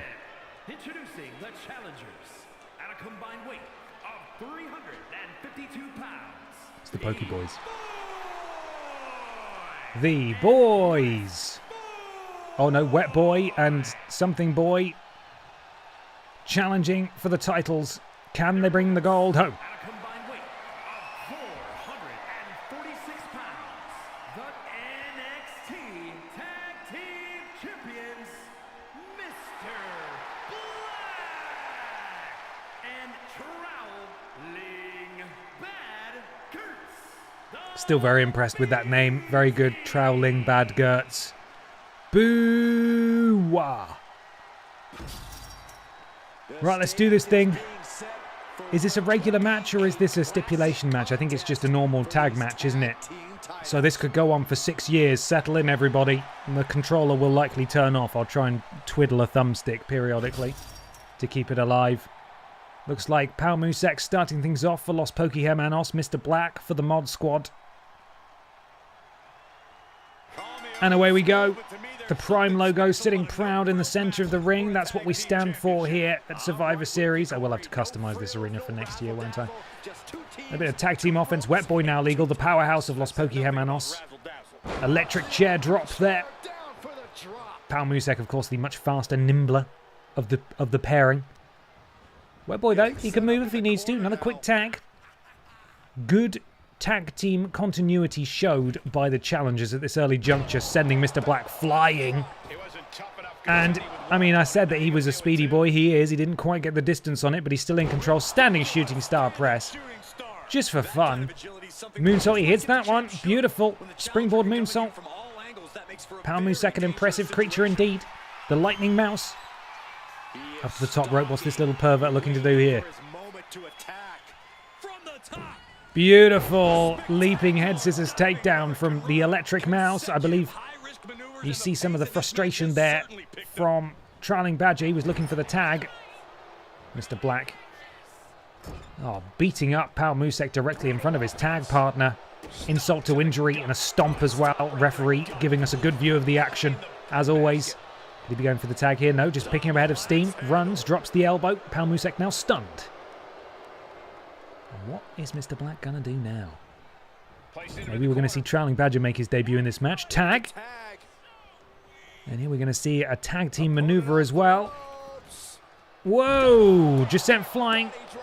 Exactly the same way that Los Pokémon sent Mr. Black flying earlier on. Trailing Badger, full head of steam. Beautiful running kick to the side of the head. Wet Boy calling for the tag. Pal Musek being dissected by the submission specialist of the mod squad though. Pal Musek back to his feet, but he got back to his feet just to walk directly into an elbow. Could have shown a little bit more excitement there, a little bit more urgency, perhaps.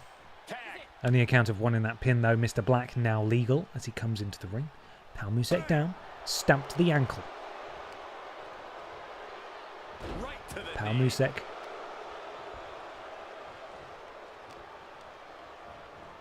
Oh, I don't know where he's sending him then. Another tag. As Pal Musek sent into the ropes. And again, sent for a ride. And a double elbow for good measure. And a kip up. They're so cool. Their music is too good for them, though. And now Wet Boy is in. Takes down the leg. Stacks him up. Rolls him up. Only a count of one. I hate to say it, but the mod squad, up until this point, were looking like they were in control there. Wet Boy now.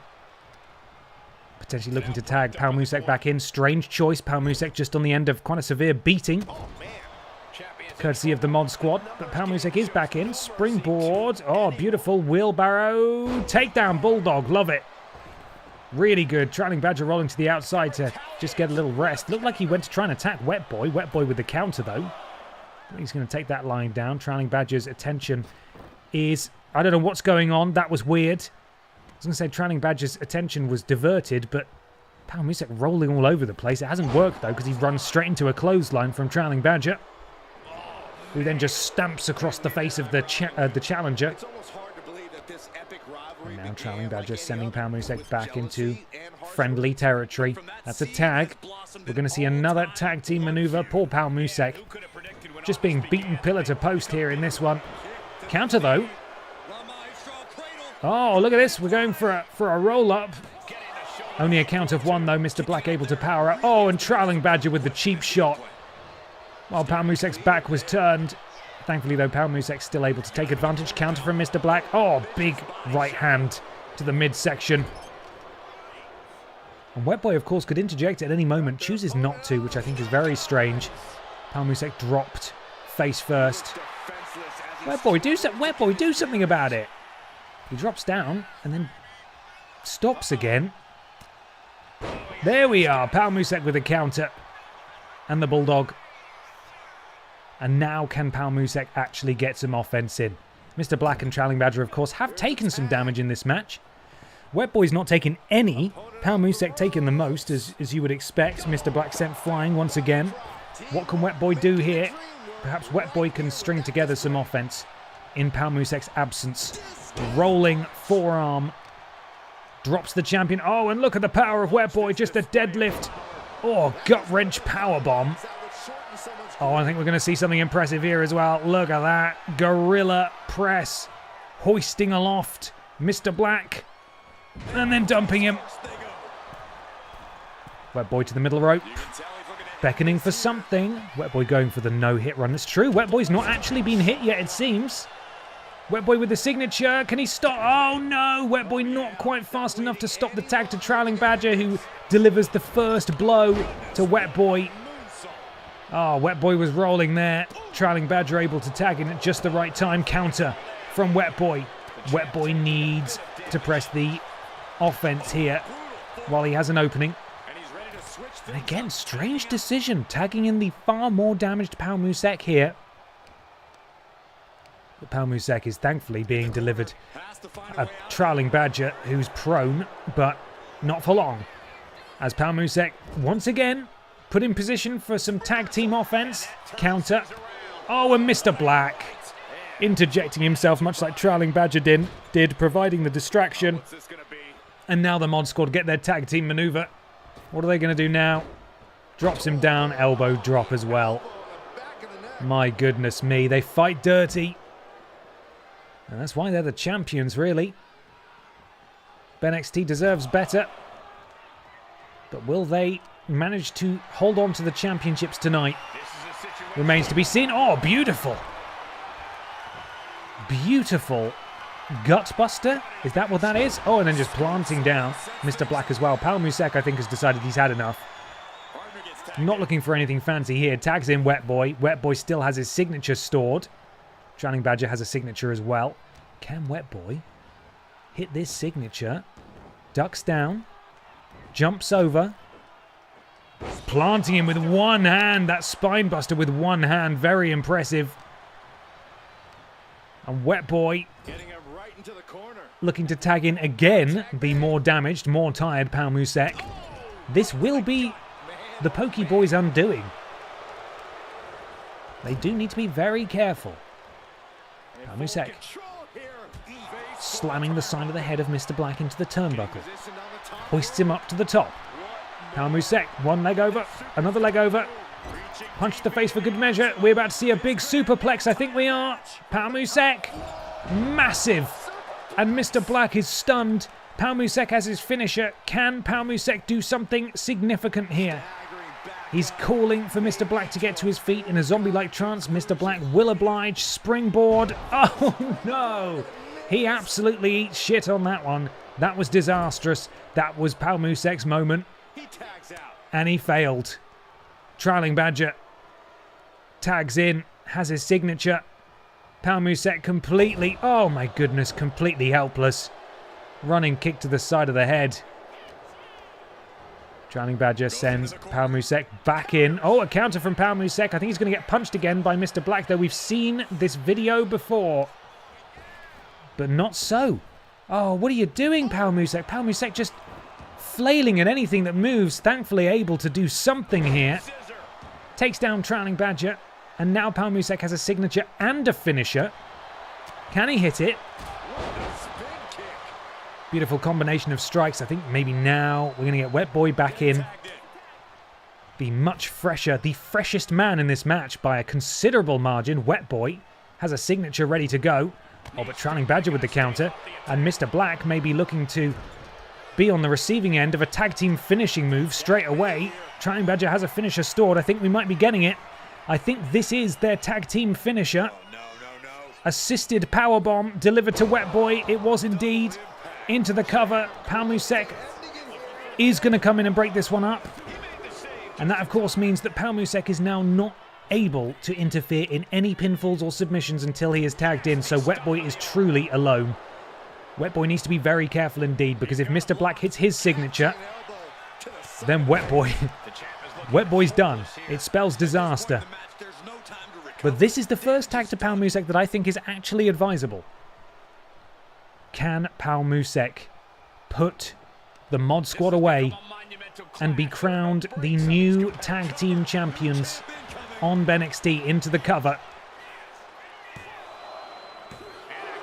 Surely wasn't going to be enough. You've got to hit them with a slightly bigger move than that. Oh no! Hang on, referee! Trailing Badger again inserting himself illegally in this match, and now it looks to be attacking the legal competitor on the outside. Wet Boy doing the same. Turnabout's fair play, I would say, as Mr. Black is dumped on the outside. What we really want to see is the two titans clash, that being Wet Boy and Troweling Badger, but as long as these two keep mucking about... Oh no, I believe Pal Musek hitting his signature on the non-legal man. That was a real waste. And the championships will not change hand via count-out. And he hits him again. They need to get back in the ring. I don't know what they're doing. Okay, we're both back in. That is good news. I thought we were going to have another count-out. That was going to be really disappointing. Well, Pal Musek, I'd say, gets his own back on Troweling Badger there on the outside. Mr. Black, though, able to take advantage while Pal Musek was slightly distracted. Mr. Black with the finisher lined up. Pal Musek also with a finisher. Who can hit it first? Slingshot, shoulder tackle. Calling for that finisher. Wet Boy, you have to imagine, will have to come in and break this up. Hits it fully clean. Nearly beheads Pal Musek. Wet Boy breaks it up. And this match continues. Pal Musek is in real trouble. Real trouble. Wet Boy not able to come in to help. And now Troweling Badger is legal. And he will absolutely have a score to settle. The double shoulder tackle. Oh no, and Pal Musek does not want to be in a submission situation with Troweling Badger, who is just raining down those forearms on the back of Pal Musek, completely defenseless, really. Mod Squad maybe looking to go for another tag. Oh, but Pal Musek able to fire out. Leg lariat drops. Troweling Badger. Can Pal Musek hit his finisher again on Troweling Badger? He's already hit it a few times on the outside. Might go for their tag team finisher here. This could be what we're seeing. The cameras are going off in the audience, so I think this might be a tag team finishing maneuver. It's the friendship elbow drop into the cover. Of course, Mr. Black will... Mr. Black distracted. Mr. Black distracted. Oh, he's done it again. That is not the first time we've seen him do that. A complete misfire from the Mod Squad at the completely the wrong moment. And he's lost it. Nate, thank you so much for the donation. Give me 1 second. Oh, he's done it again. By which I mean, I believe it was Troweling Badger last time. It was Troweling Badger, I think, who was unable to break up the pinfall. His kicks completely missing. And this time, Mr. Black deciding to attack Pal Musek instead of breaking up the pin. And the Pokémonos are your new BENXT Tag Team Champions. They have beaten the Mod Squad at Survivor Series. Incredible work. Massive victory. No, it was you. Okay. So it was Mr. Black last time as well. I'm really, really bad at breaking up pins. Who's going to break it to Troweling Badger? That's the question. Mr. Black cannot break up pins. Pass it on. Wow. That was a good match, though. That could have gone either way at many, many points. Great stuff. Pal Musek and Wet Boy have won the BENXT Tag Team Championships. They did it. Nate R, thank you so much for the donation. That's really, really kind of you. Ben, can you pick a number between 1 and 10 for me? I like the number 6. 6 is a good number. Hope that helps. Mr. Black, why do you hate Pal Musek so much? Are we going to see the Mod Squad disintegrate even further? That's the question. Well, it's time for the main event. It's time for another War Games match. They're going to explain the rules at the start, just in case you missed the War Games match from last week. This is a 4-on-4 cage match with 2 rings in it, and 2 people start from each team, and every minute and a half, a member of each team will make their way down. There will always be a team with the advantage, though, i.e., 2 people start the match, 1 person from someone's team comes down, at which point it's 2-on-1. And that advantage, of course, will continue to 3-on-2, 4-on-3, until all members are in. So whoever doesn't have the advantage is fighting an uphill battle. And once the match begins, because everyone's already so battered, having been in there for so long already, waiting for the match to start, waiting for everyone to come out, sometimes all it takes is just one tiny move and a pin, and the match will be over. So, for goodness sake. Very much. Thanks. Nate, thank you. You didn't have to do that, but that's really, really kind. I very, very much appreciate it. Thank you, Nate. Thank you very much indeed.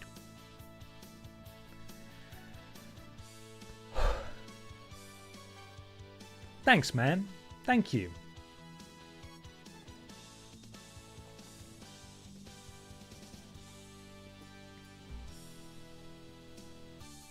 Prediction now live. Is it Team Fanny or is it the Piss family? Who is going to win?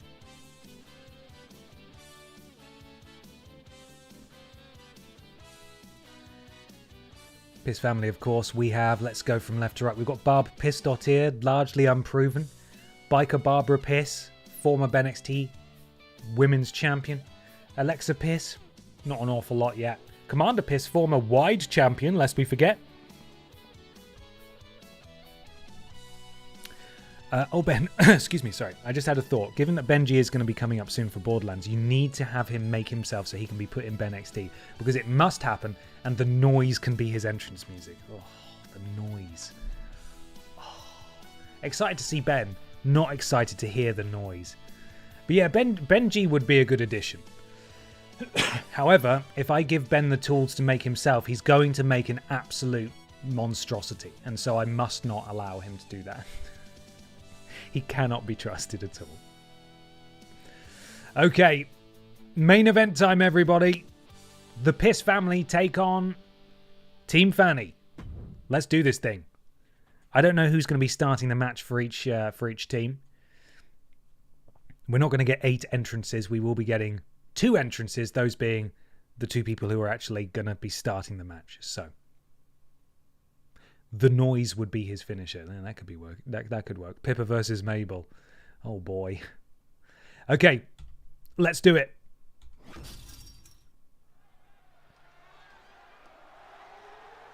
What? Is a women's War Games match. The rules of the match are as follows. 2 teams will be contained in separate cages, with 1 member of each team starting the match. At regular intervals, alternating members from each team will be released to enter the match. Okay, enter the match. The advantage will be the first to have a member released into the match. Into the match. Say match one more time. War Games officially begins. The match can be won by pinfall or submission. Exiting the cage will result in a forfeit. Now, let the War Games. Here we go. Could this be her?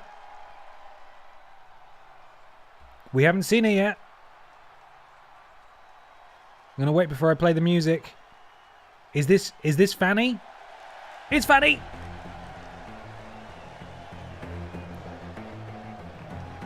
It's Fanny. Fanny Craddock is here, everyone.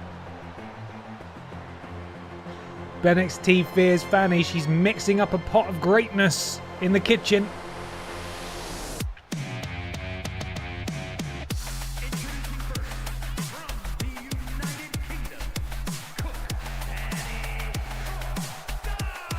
Cook, Fanny Cook. She was never able to move like that. Now, I must admit, Fanny Craddock is a total blind spot for me. Very much a Peter Austin cinematic universe move is Fanny Craddock. Thrilled to have her here in BENXT nonetheless. Let's see if she can lead her team to victory tonight. Stunning music.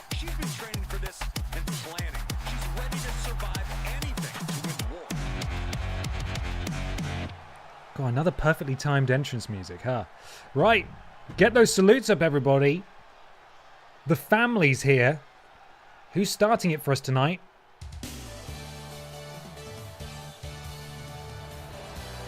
Oh! It's the daughter!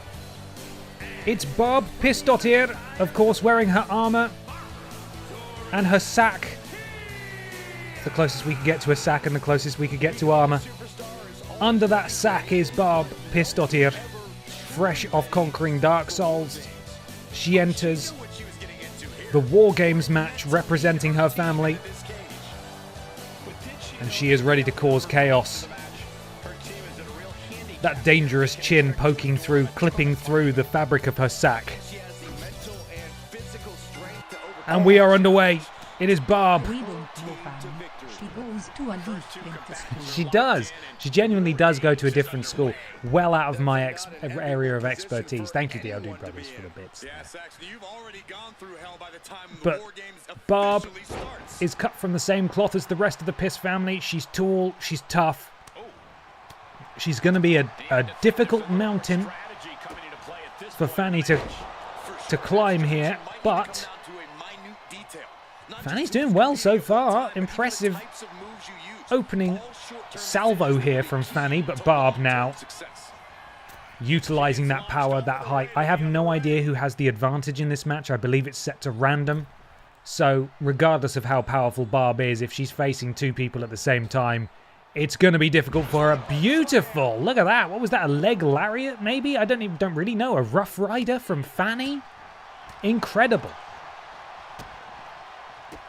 Repeated boots to the hamstring. Really, that was a boot to the buttocks, quite frankly. Is Sparkles in here yet? That way she can help her wife out. Sparkles has now been created, actually. Yes, Sparkles is on the roster, but hasn't been actively added because we're so close to doing the brand split for PIPDOWN. So she will be in play soon enough. Armbreaker, I knew it. Who has the advantage? Who's coming out first? Oh no, it's Anna Logistic. Let's see, I can play some of her music. The ding dong there. Anna Logistic going under the ring. Thankfully, Barb in somewhat control here, leading to the introduction of a second opponent. What else has she got? She's got a chair. You can't really get a good look at Anna Logistic there, but she's wearing a Royal Mail uniform, which is fantastic. Of course, she's in the logistics business. A kendo stick, a chair, and a sledgehammer. Anna decides that's enough, and she is in. Barb Pistotier immediately greets Anna in her BENXT debut by planting her from all the way up there, and now plants Fanny for good measure. Well, I tell you what, I was worried Barb would be in trouble here, but she is absolutely decimating the opposition, and it's only going to get worse for these guys. Once another member of the Piss family is introduced, Sledgehammer introduced now, and now Fanny may be able to reverse fates for Team Fanny in this one. Oh, goodness me. And now we start to see the numbers advantage. Barb held out really well, quite frankly, as a second member of the Piss family. Will be making her way to the ring in just a matter of time. Hopefully she doesn't spend too much time on the outside, picking stuff out from under the ring. Which one have we got? I think it's Biker Barbara, actually. This is probably the member of the Piss family that Team Fanny wanted to see the least here. Former BENXT Women's Champion. And now Barb's aunt is here. Or mum. I'm not really sure of the family tree. They're all related. That's the important thing. Thankfully, ding dong, didn't mean to press that. Thankfully, Biker Barbara not wasting any time getting weapons out. Immediately enters the ring to help out her sister, daughter, wife. Oh, and look at that continuity here from the Piss family. The back elbow from Biker Barb immediately into the, what was it, electric chair backdrop from Barb Pistotier. And now Team Fanny are in trouble. Counting down the moments until a member of BB and Tina join the fray. And it isn't long. Now, don't be confused and think there's only one member of the Piss family left in that cage. There is, of course, Alexa Piss, who is significantly shorter than the other cohorts of her family, hiding behind the heft of Commander Piss. And it has been all Piss family. God, War Games advantage be damned, but hopefully Team Fanny can reverse fates here as BB Blocksberg is the next person to join. And she makes her way down to the ring as well, and quite frankly, if she spends any time trying to get weapons out from under the ring, she's being a bit of an idiot as well, but no, she's marched straight in. Picks up the kendo stick, delivered on time by Anna Logistic, I should say, and marches through Barb is there. Barbara is there. There's a lot of barbs going. Oh! And BB connecting with that kendo stick. And then BB missing with that dropkick, unfortunately. And still, the Piss family looking pretty good here. Beautiful springboard moonsault from Biker Barb. Massive swinging neckbreaker, though, from Fanny. Plants Barb Pissed here, and now it is 3-on-1. As good as Barbara Piss, the Biker version, is, she cannot withstand a 3-on-1 attack. This is where it gets really dangerous for the Piss family. Only a matter of time, though, before they get a friend in here. Fanny Craddock at the bottom. You can see she's taken an awful lot of damage in here. Of course, this match has not actually started yet. Oh, my goodness me. Anna Logistic delivering that knee directly to the shoulder blade and then dropping that elbow as well. Oh, my goodness me. Did you see BB just slingshotting that sledgehammer at Biker Barb? And finally, the Piss family will have it be level. You know, they're big, they're powerful, they're strong, but there's only so much you can do in the face of such an advantage that Team Fanny have had. It's Alexa Piss who's making her way down to the ring. Again, hopefully she gets straight in there. BB is down. Barb is down. It is a 2-on-1 attack from... Oh no, but Alexa Piss taking some time. She's bringing a table in as Biker Barbara continues to just eat offense at the hands of Team Fanny here. Still playing the music because Alexa's not in the ring yet. No, she's going for more weapons. This is why she's a cousin, of course. She's not... She's a relation by blood, but she doesn't have the height. Maybe doesn't have the power either. And now Alexa's here. One more member apiece for each team remaining to enter this match. I don't know what Alexa is waiting for as Anna Logistic continues to deliver the pain. And now Barb with the counter. Alexa looking to insert herself here, and then suddenly, just like that, the Piss family are back on top, back in control. Larger Than Life, thank you very much for the resub. 4 months. Good evening. Go, do a strong wrestly. We're doing it, man. We're doing it. Thank you very much. 10 seconds, and then the number advantage swings all the way back yet again. As the second member of BB and Tina, that being Tina, the one without magic, makes her way down. We are already on a 5-star match rating. Just because so many moves have been done. So many finishes have been done. I've not even been keeping track of the finishes, the signatures, because there's no point. The match hasn't started yet. And also, there's so much happening. I have no idea what's going on. Momentarily, it will be 4-on-3. And once Commander Piss arrives, this match will begin. And quite frankly, the match will probably not last long. These matches tend not to. Tina is in. The cage is locked temporarily. She introduced a... What was that? A dustbin, a stop sign, and a bin. Alexa Piss meets her at the pass here. Standing STO, which of course, back in the day we used to know as a little bit of moniker. We've got a triple German suplex. No, a spin out, clothesline, turning BB inside out. Running Bulldog, though, to the back of the unsuspecting Biker Barb. Barbara, oh no! I think Alexa Piss was just put through a table. And Barbara Piss, that being the Biker one, is in there all on her own against 2 members. It was 3 members a minute ago of Team Fanny. Oh, and Fanny, oh my goodness me. That devastating neckbreaker. It's not long now, though. Commander Piss champing at the bit to get into this thing. And here she comes. The former wide champion is the final member of the War Games match to enter. The final member of Team Piss as well. And when she does so, things will be level. And the match will begin. And in comes Commander Piss. Let's hear for that bell. We're underway. Who is going to win? It could end literally at any second. I have no idea who's going to win this one. Biker Barbara, though, dangerously separated from the rest of her team. No one in there to break up a pinfall. Commander Piss should really be spotting this and go in and help her out. This would be an embarrassing loss for Team Piss here. Barbara, though, able to counter, but Anna Logistic is there. Oh, and just raking at the eyes of Biker Barbara. Alexa Bliss, I think, maybe making her way through there. I have no idea what's going on. Who's going to do it? Who's going to be the one to get that pinfall when no one can come in to help them? I don't know where Barb Pistot here is going. She's going to the top. Of course, she can't escape. I think she's going to jump on Tina. Oh, Tina, no! Oh, that thunderous splash from the top of the cage. Barb may go for the pin here. She's not, for some reason. God, it's all Team Piss on that side of the ring, but no one's paying attention to poor Biker Barbara, who's being absolutely ganged up on.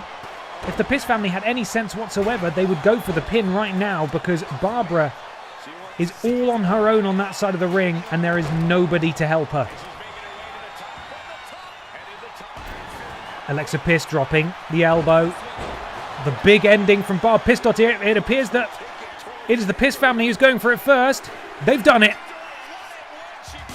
I was worried about Biker Barbara isolated on that side of the ring, but really I should have been worried about the Team Fanny members that were stuck with 3 members of the Piss family. They didn't really stand much of a chance, did they, in that side of the ring? Either team could have won. Very close. I didn't realise that Biker Barbara went up to the top as well. I didn't even spot that. The Piss family stand tall at the conclusion as we watch all of these highlights of War Games.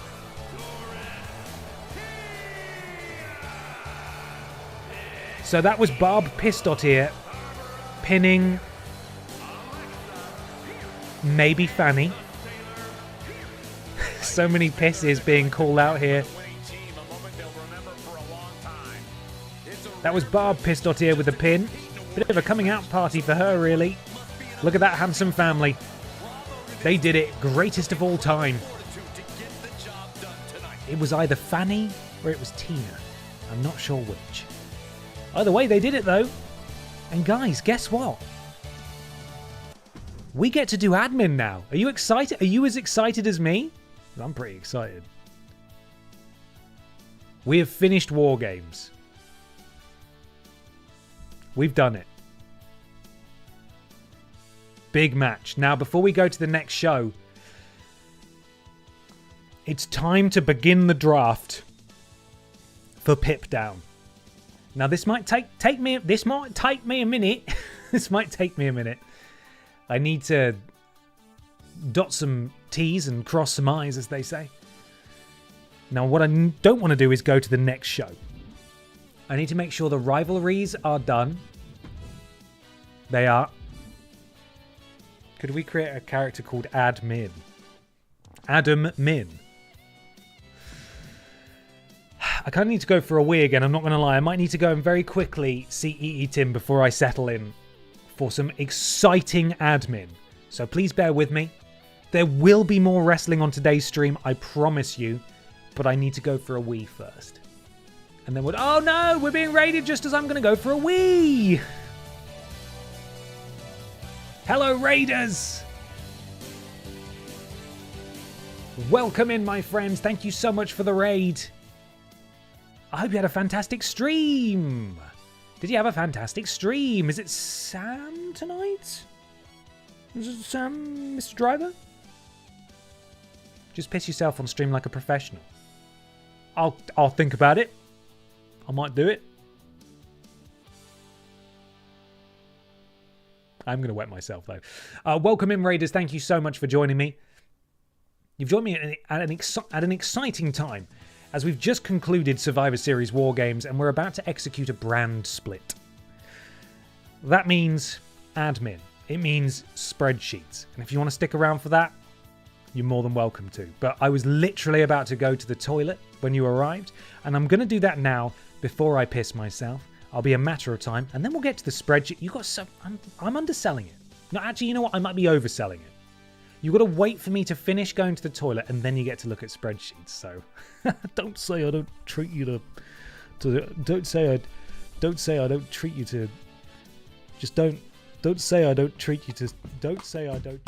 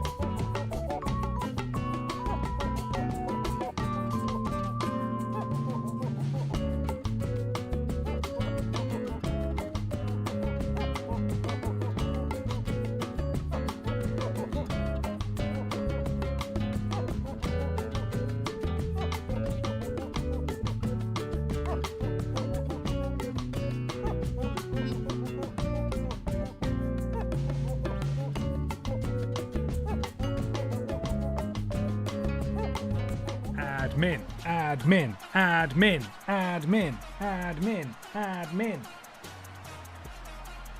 Let's fucking do it. Okay. Where do I even begin? I suppose we just move people to the new show and see what it does to the various divisions, right? I've got my spreadsheet. I know who's going where.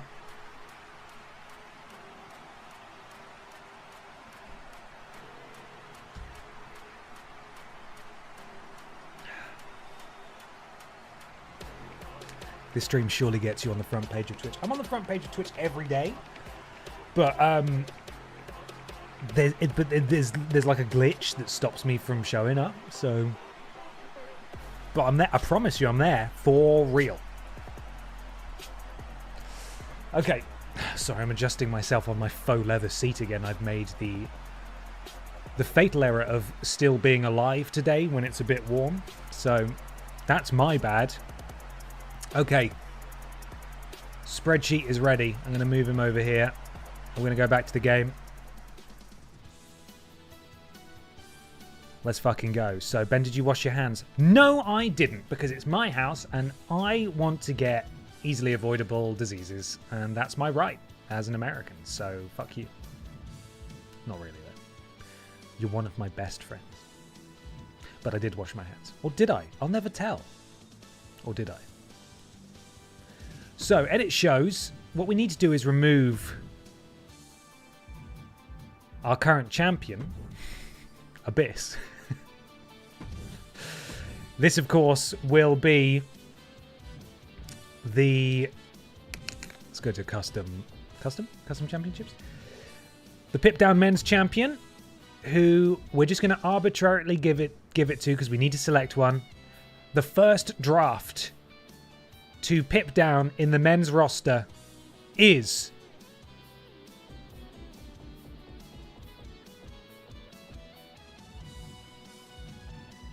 Rules Boss.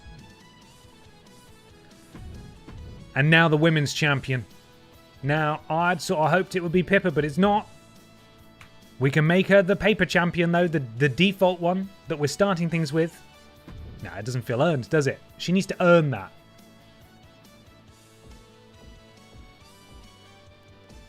So, no wheel. We're not doing a wheel for this, no, because it would split things up very strangely, and I need to be able to visualize where people are going so I can do it as efficiently as possible.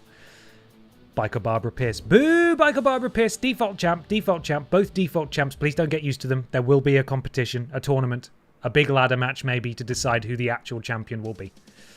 Ben put too much effort into his spreadsheet. I've got colours and everything, guys. It's a big deal. Midcard Championship. The Butterfield Title Championship title belt. Congratulations to...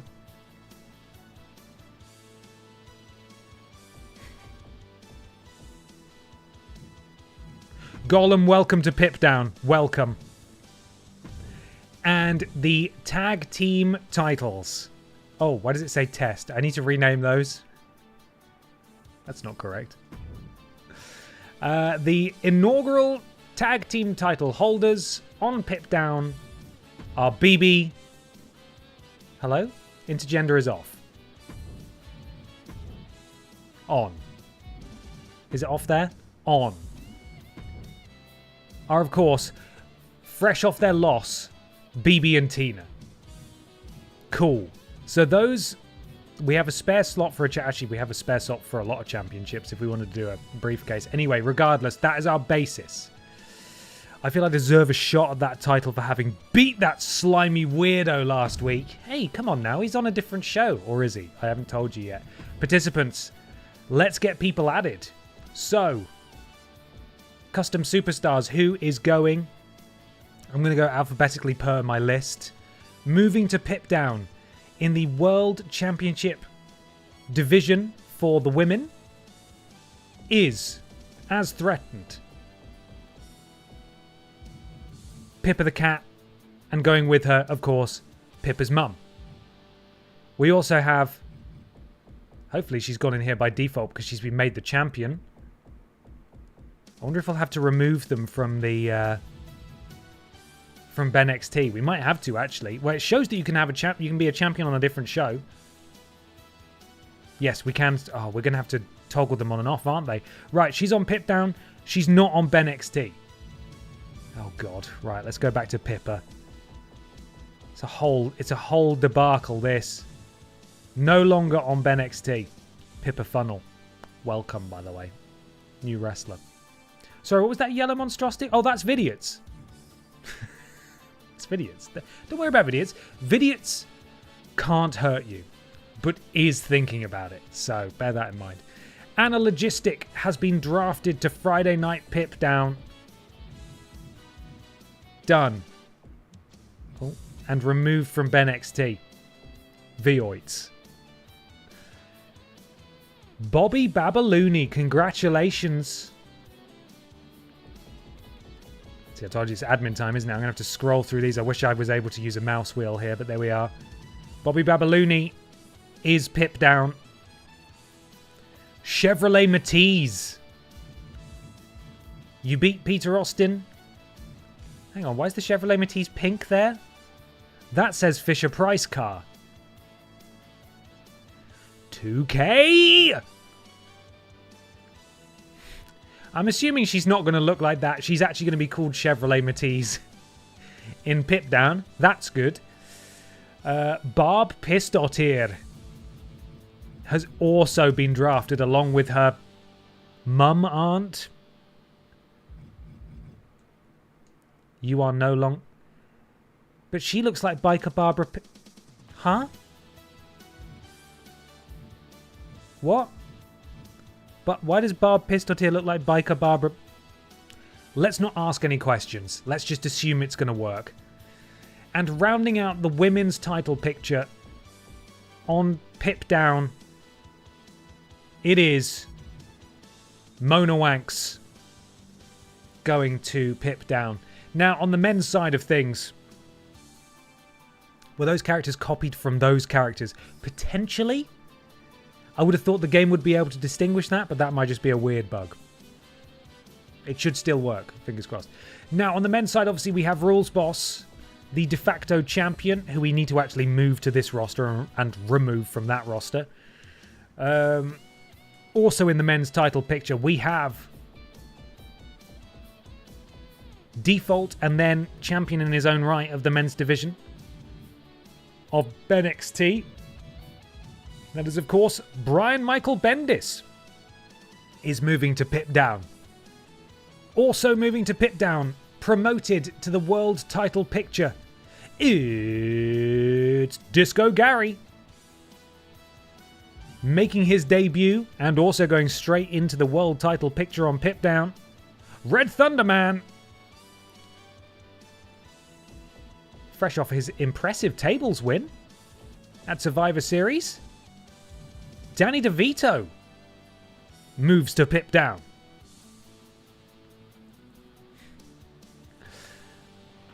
Is Mona Wanks modelled on apparently now problematic Sunny from the 90s? No, not at all. She is modelled on Mona Wanks from PlayStation 2 title Playboy the Mansion. And I can promise you that. You can look at the wiki. It backs me up. Danny DeVito also moving to PIPDOWN in the men's division. Simon Miller. If you want to, and that's okay, get serious about this Pro 2. And finally, I've just realised he's in 2 divisions. This is embarrassing. So I've got Gollum in our World Championship division and the Butterfield Title Championship title belt division, but he can't actually be in both. And of course, he is the base champion for the Butterfield one, so I'm going to have to remove him from the world title picture. This feels sad. Sorry, Gollum. We move on then to the tag team division. Our default champions are, of course, BB and Tina. They will be moving over, so we need to do that. Did Simon Miller actually shave his head in the end after losing the Red Thunder Championship? He did. You may have seen pictures of him recently, and he did shave his head. He said he would, and he did it. BB Blocksberg moves to PIPDOWN, and her tag team partner Tina, of course, is coming with her. Oh, The Thickness has a tag team partner called The Thickness, by the way. That's also happening. He's also coming to PIPDOWN, but we'll get there in a second. So, Tina, that's who I was looking for. Tina moves over. Additionally, we have a former pair of BENXT Tag Team Champions. That being absolutely no relation to me whatsoever, Ben Potter. And absolutely completely relation to him, Peter Austin. And now on PIPDOWN. Another former member of BENXT Tag Champs are moving over next. That being Carla and her partner Antino Morella. We've not seen much of them since their initial feud, joining the BENXT roster, and they're now moving over to PIPDOWN for hopefully more opportunities, that being Sergeant Pacitti and Pacitti Dust. There we are. Wait, has Carla broken up with Ivy? Were they ever together? I don't think we've got Ivy on this roster. I don't think Ivy has ever been on this roster. Friends until the end? Or until the brand split? Well, fortunately for them, they're moving over. It's Hideo and Jeff.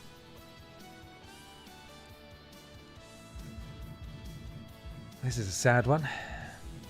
The Pokémon Graveyard, Daronk and Judas live again on the PIPDOWN tag team roster. They beat up two 10-year-olds. Let's see if they can beat the rest of the division. It's Lieutenant Hank Anderson and Connor.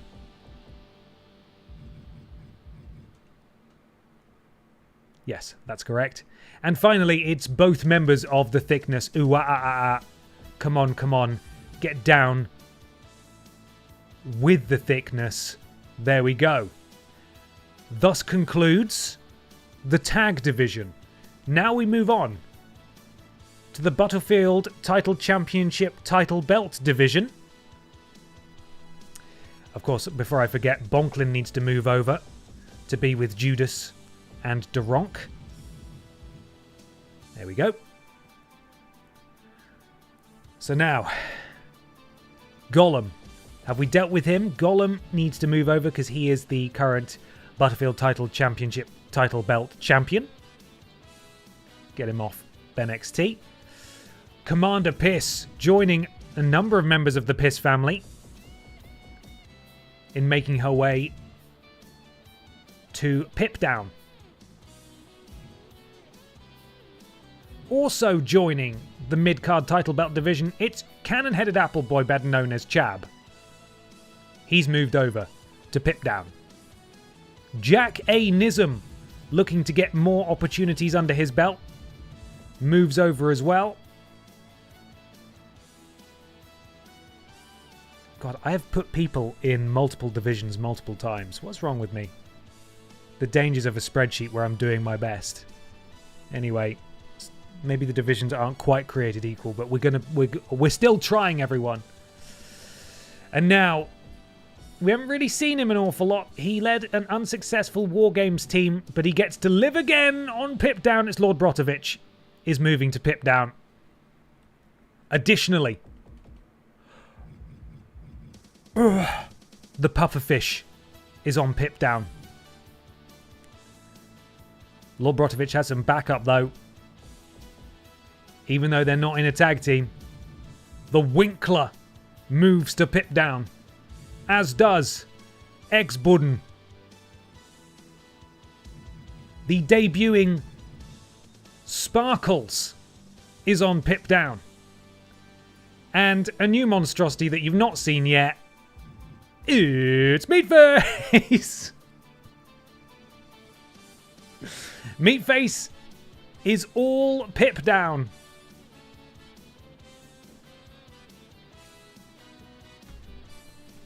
Now, This is where it gets a little complicated because there's a couple of new wrestlers who I don't believe are actually assigned to either brand, and I should have made sure to do that. If I go to the BENXT roster, because everyone else is on BENXT. I've assigned everyone that needs to be where they need to be. So I now need to go through and make sure that everyone is where they need to be. So Anna's gone, Barb's gone. Any new ones that I haven't assigned yet? Carla Chevrolet Matisse, Connor, no, that's fine. Disco Gary is done. Yes. Jeff Keighley, Gollum. Yeah. Judas Anderson, Meatface. He is on PIPDOWN, so that's fine. Mona Wanks is gone. Yes. Pachiti Dust is gone. Pippa Funnel. Where did Pippa Funnel get drafted? Pippa Funnel is in the Wide Championship division. She is on BENXT. Let's see. Sergeant Pachiti, Simon Miller. Sparkles obviously has been assigned. The Thickness and the Thickness have been assigned. Tina's gone. Vidiots has gone to BENXT, where he manages... Oh, he manages a new tag team, actually. Vidiots, in all his glory, manages the Worst Games Ever case and the Winning a Trophy, also known by their tag team name, the Inanimates, off of Worst Games Ever. I believe they're the only people I've not assigned, so if I save the changes now, everyone is successfully on their brand as they should be. Yes, if you're not familiar with Pippa Funnel is a... She gave the naming rights in the UK, at least, to dozens and dozens and dozens of horse-based games over the years. She is I think she's a show jumper by trade. So these horse games had, I believe, they had like insert famous horse rider's name, '*S, riding stables, jumping show, etc. So Pippa Funnel, she is a real person. But given the significance of April here, Pippa Funnel has now joined the roster. So the inspiration for Pippa's name, of course, yeah. Good lord, the roster is so cursed, isn't it? Isn't it? But we have split it now. So we do need to edit the divisions on both sides to make sure everyone's where they need to be. I'm just going to save it. I have set a world championship, haven't I? Oh, is it now? Oh, it might have reset because I've moved people across that were technically assigned to BENXT before. So let's get the championships back in here. Told you it was admin time, everybody. Right. The men's champion, the default one.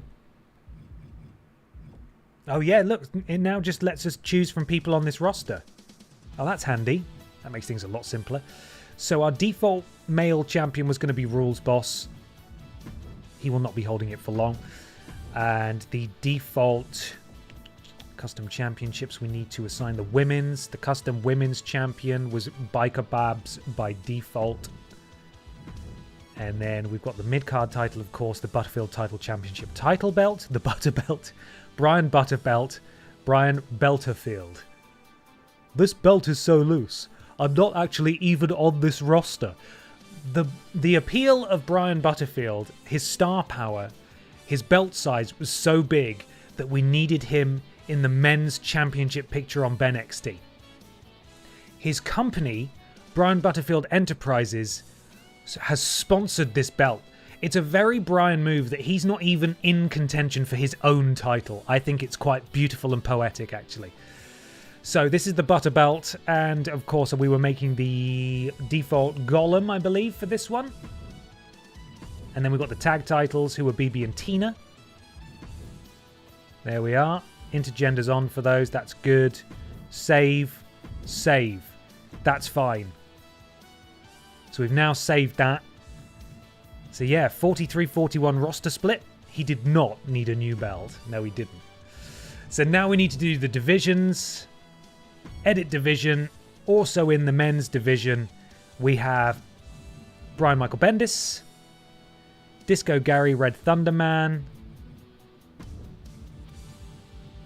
Red Thunderman, whose finishing move, before you ask, is of course the Red Thunder Bomb. Danny DeVito and Simon Miller. Simon Miller. Danny DeVito. That's the division there. In the women's, we have Pippa, Anna, Bobby, Chevrolet. Should have done it by alphabetical order, but I didn't. Barb and Mona. In the Butterbelt, we have got, preferably people who aren't named, Ben and Peter. The Thickness are in there. Pachiti Dust, those guys. Basically everyone who's in a tag team.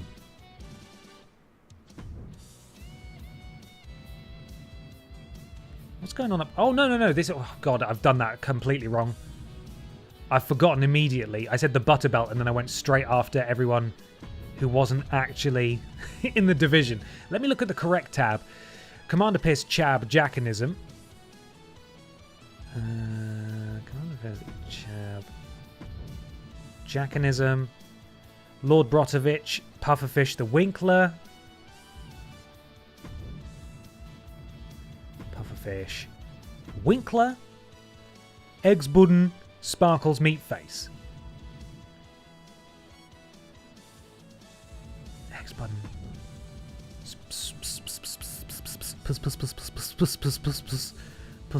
Sparkles. Why is Sparkles up there? Meatface. That's that division. Tag. Not accept. Edit division. This is where we need to do the rest of them. The Thicknesses are in. The Dusts are in. Best Friends, Durant. That's it. That's basically all that we've got left here. Done. And then, yeah, those two are not in a division. They don't need to be because they're managers. So those are the divisions here.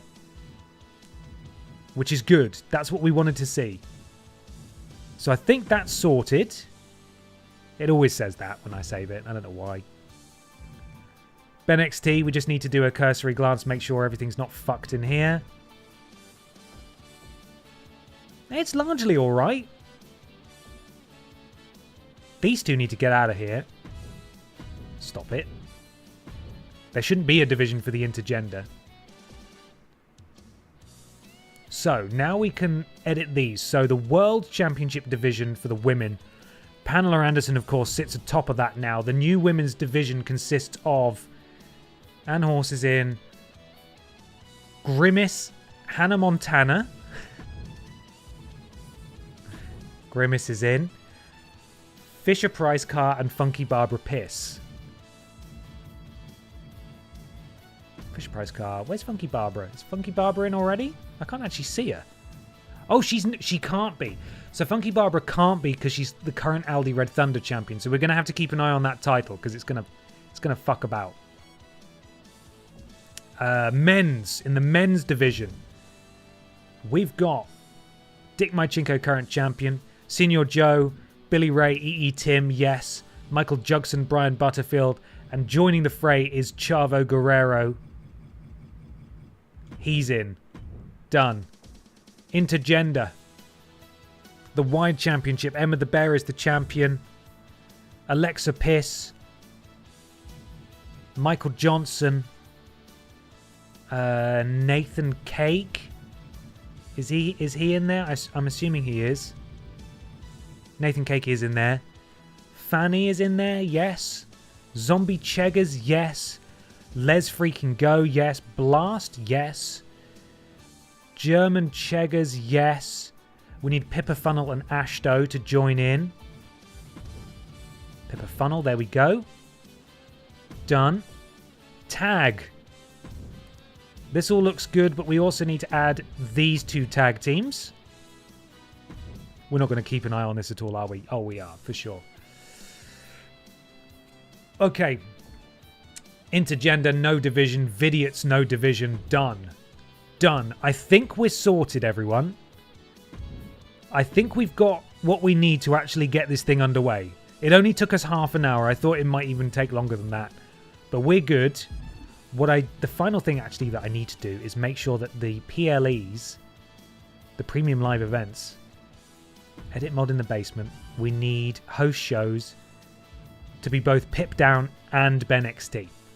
I need to go through so both companies have matches on those big events. So we've got the Reboot Rumble in January. Edit Reboot Rumble. So yeah, this is just... It's just going to take me a second to go through these. Host shows. PIPDOWN. Why not have Aldi Red Thunder Championship on NXT and then introduce Little Kong Strong Championship with the same rules on PIPDOWN? We talked about this earlier. It's a great idea, but I don't want to overdo the Battle Royal thing. There's definitely a case for there being another championship on PIPDOWN that's defended every week. Little Kong Strong I do like, but the only other match type that's really appropriate is maybe a tables match, which could also end very quickly. So that's what I'm thinking, to differentiate the two. So which division needs more wrestlers for the future then? So we don't need any more tag teams. I think we're good for tag teams. We need more female roster members. Both mid-card titles on both brands, that being the Wide Championship and the Butterfield Title Championship title belt, are dominated by men at the moment. We have enough women for the respective women's title divisions on both shows, but we do need more female characters. I don't know what they would be, but we need them. So, edit Elimination Chamber.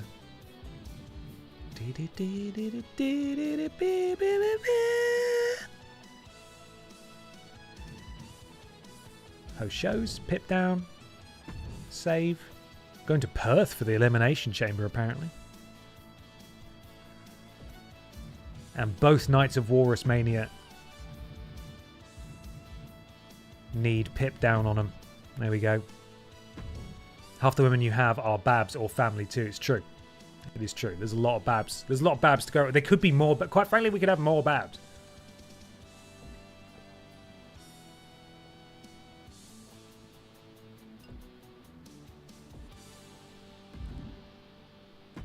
So it seems we've got no pay-per-views in April, so we're going to have to work that out. Either way, we've edited what we needed to edit. I just want to have a look at the teams and make sure none of the teams have been fucked up by going to different rosters. Yeah, we can see affiliation is looking good. Show affiliation, PIPDOWN, BENXT, PIPDOWN. The Piss family is represented on both shows because Funky Barbara Piss is still on PIPDOWN. Apparently their time active is 0 years and 0 months, which is kind of mental, but there we are. Pippa's House is all on PIPDOWN. I did make them a tag team, but then when I was sorting out the spreadsheet, I thought we've got enough tag teams, so I made them both singles competitors, but they are technically in a team. That being Road Rage. Road Rage?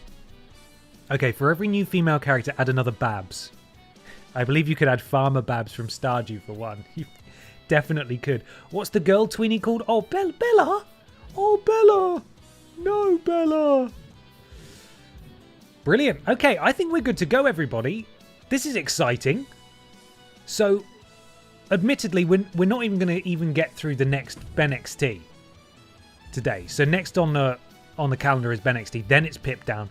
That first PIPDOWN is going to be a championship match for every single match on the card. It's going to be a bit mental because we need to crown all new champs. So certainly for the rest of this stream, we will begin BENXT. Next week, though, we will be doing our first episode of PIPDOWN, and that's going to be a big one. While I've got you, paying full attention to me, of course. Next week's stream setup is going to be a little different because I'm away Monday, Tuesday. So the first stream of next week will be Wednesday, and that will be BENXT. Thursday, we'll be doing maybe Resi? Potentially, if that's how it falls. Some more Resi 3. Or starting Resi 3, I should say, technically. And on Friday, it'll be Pokémon again. And additionally, if you're in the Discord, you'll have seen, but I did actually lie in my stream schedule this week. We will not be doing Pokemon at 11 a.m. as Peter and I are going into the office, the Cultaholic office, to shoot more Worst Games Ever. So Pokemon will likely be in the afternoon, probably about 3 p.m. I will let you know on the day, I promise. But it won't be at 11 a.m., so please don't expect it. It's not happening. The theoretical headline is Barbara that you could create... Oh, hang on.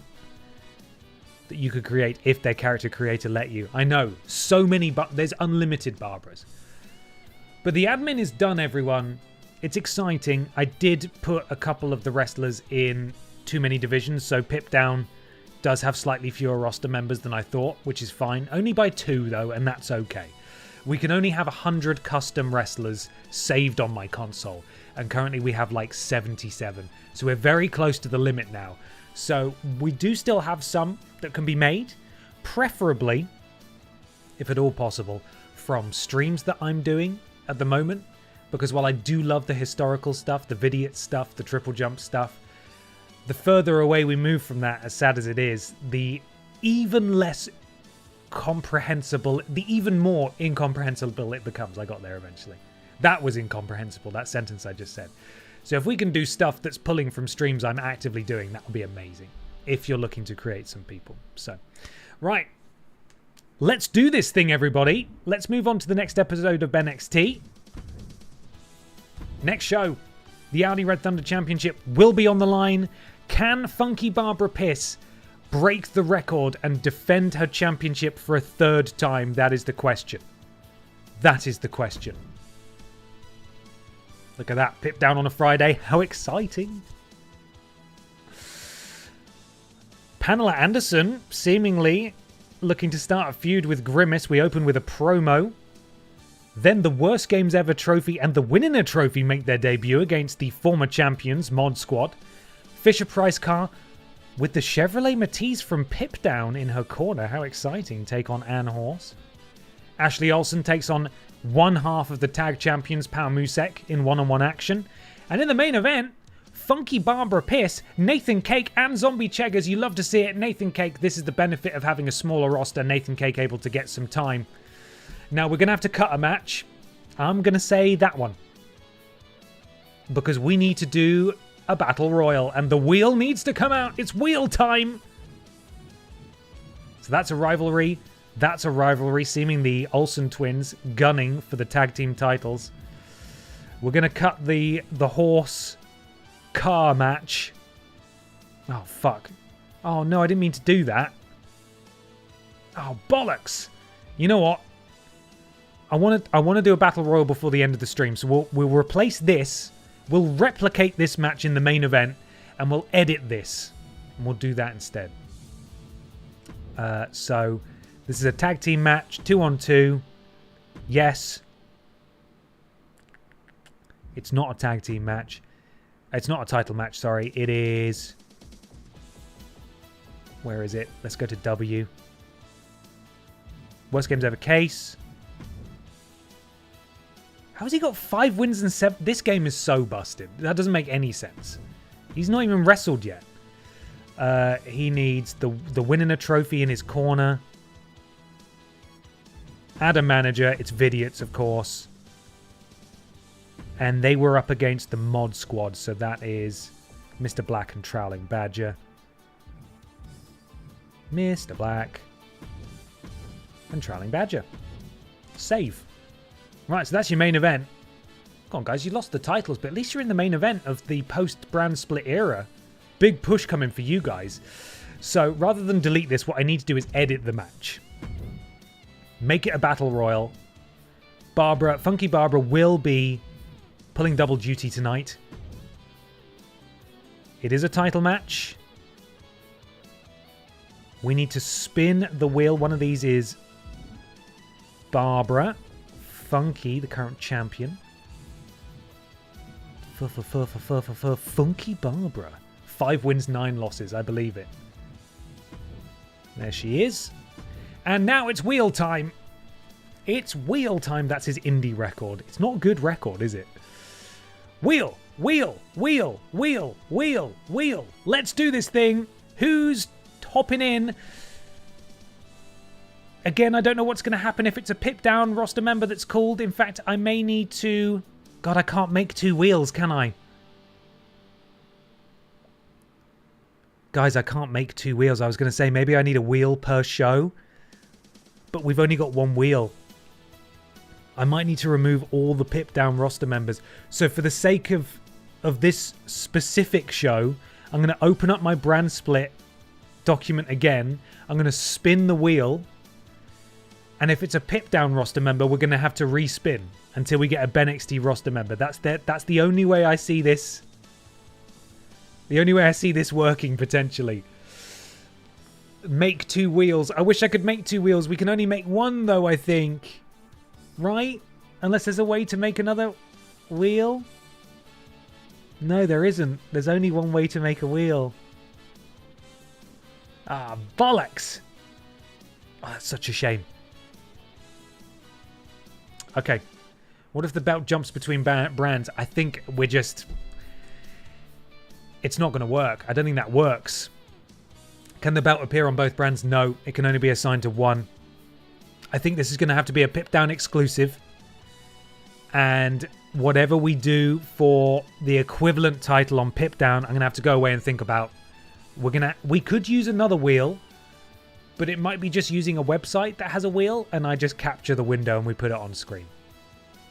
It's not going to be as good. Just replace all the names every time you use the wheel. You've got it. You fucking nailed it. Okay, regardless, let's spin this wheel, see if we get a BENXT roster member.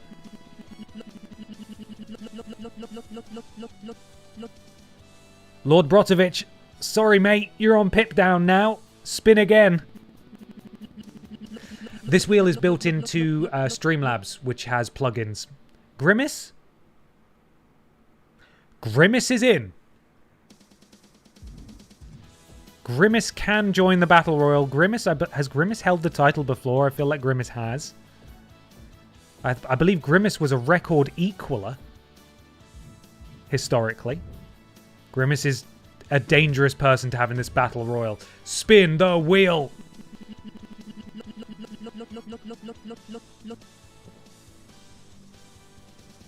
Mm-hmm.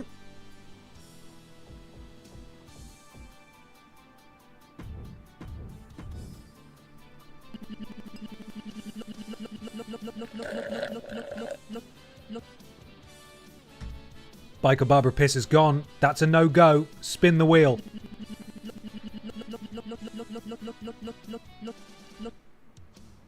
Billy Ray? Why am I having such a hard time? Billy Ray is allowed.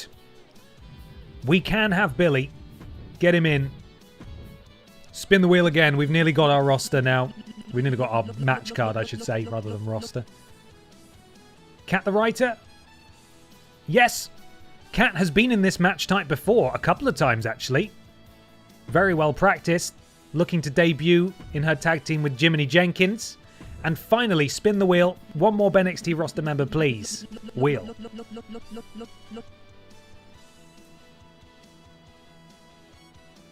Simon was drafted. He can't be here. Inaugural Aldi Red Thunder champion record. Joint record holder, of course. Commander Piss, I believe, has also been... Has Commander Piss been drafted? Yes, Commander Piss has been drafted. This fucking wheel. Hail Hill? He's in. He's also been in this match before. It means we get to hear some sick music tonight as well. Good win-loss record too. I think, fuck me. I think his losses have mainly come from being in this match. Of course, the Dark Picture Pals were handed their first loss, I believe, last week on BENXT. And that was via countout, which is shit. That's a shit way to lose. So, there we are. That's our field tonight. Championship, of course, is the Aldi Red Thunder Championship. Can Barbara win it yet again and set a new record? So, we're going to begin the show now with a promo. This isn't something you can bet on. You can, of course, bet on the Battle Royal, which will be up next. Was Kat not on PIPDOWN? Oh, you're going to make me open my spreadsheet again, aren't you? I don't think so. No. The confusion may be that her and James as a tag team were not yet in the tag team division on BENXT, so I did apply that. That was one of the last things I did. So it was a change that was made to BENXT, which might be the confusion. But no, she is on BENXT with James Jenkins, where she is in a tag 2. All right, let's do this thing. It is promo time. This doesn't mean an awful lot, but it kicks off a new rivalry between the BENXT Women's Champion, dethroning fan favourite Pippa the Cat at Survivor Series, of course,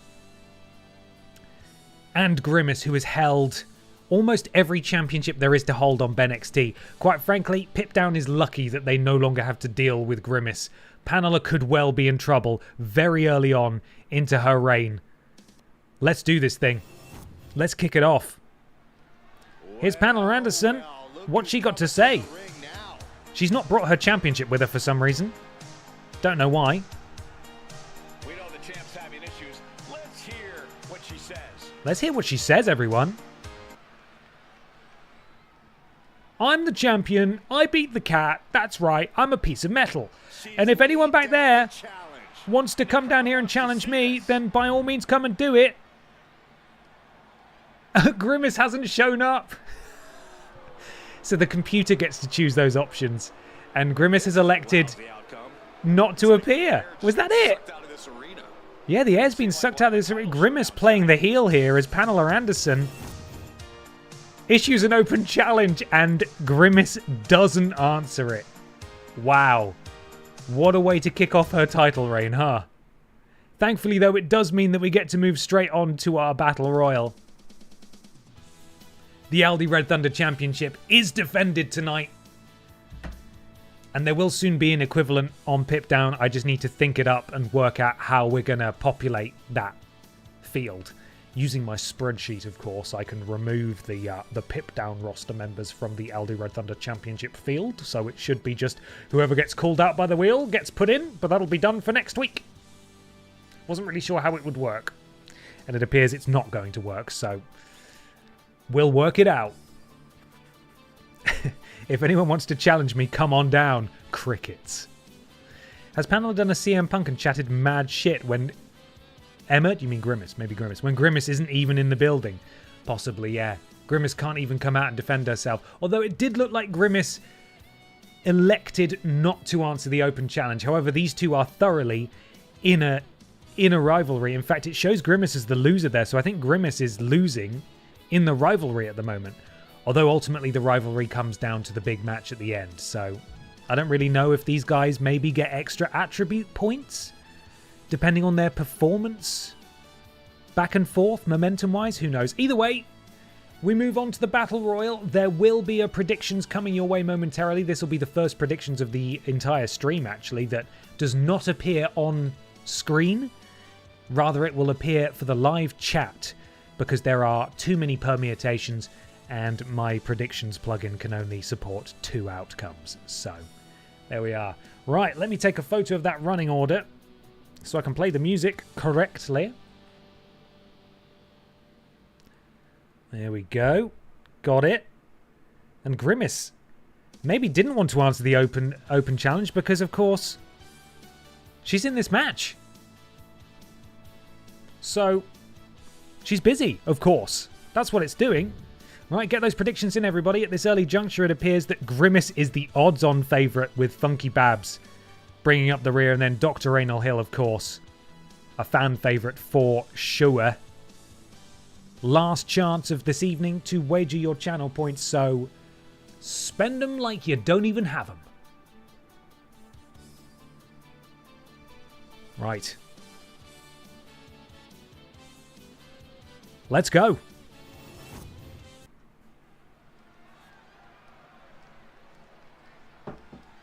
Mike Rome for the introductions here.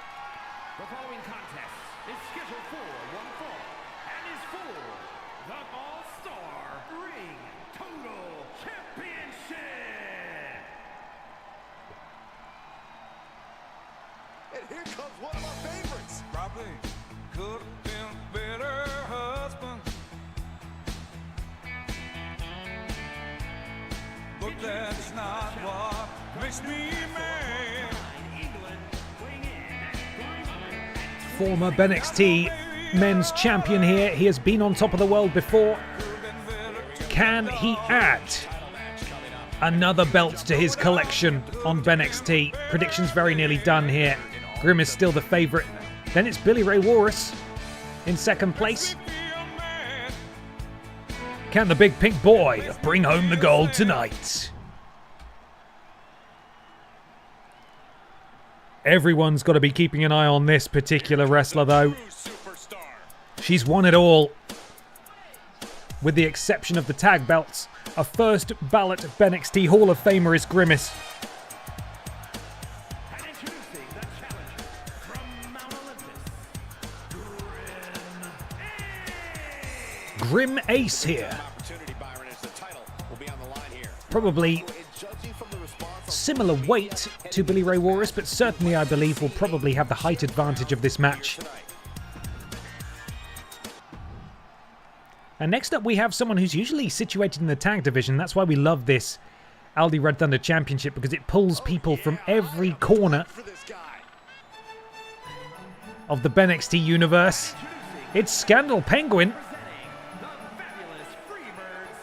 Usually in a tag team with Steven Seagal, of course. And here he comes. Big Time Pretty Boy, of course, is his given name.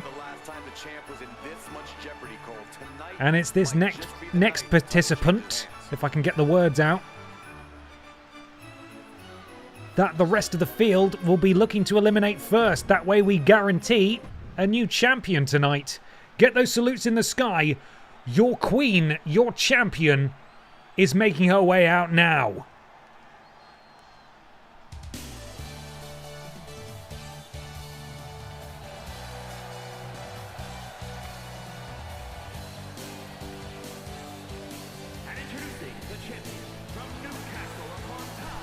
New side plates.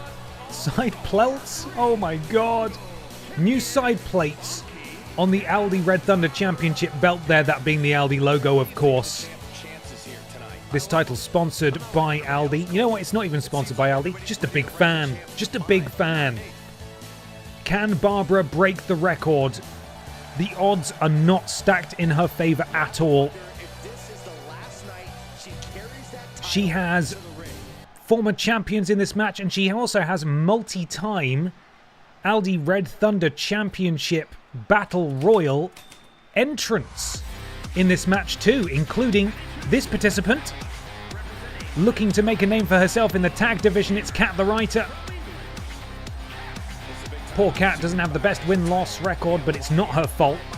She debuted against a member of the Piss family, and then I believe has just been in these matches ever since, and it's very difficult to win these matches. Kat the Writer. Can she pull off the big one? I seem to remember actually in the last Battle Royal she was in, she had a very good showing indeed. Either one of the final two, or at the very least an eliminator of multiple entrants, which is impressive. Don't trip. Oh, no, she's done it. But the person with the coolest entrance music award is, of course, this man.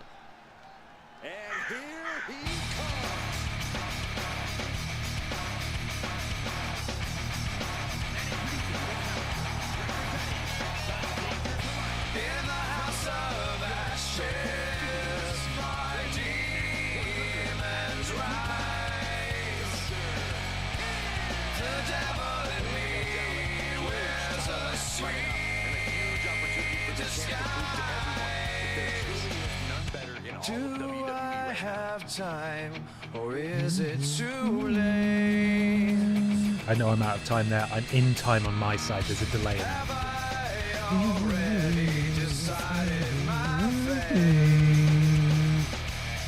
New Dark Pictures game coming soon. Very excited.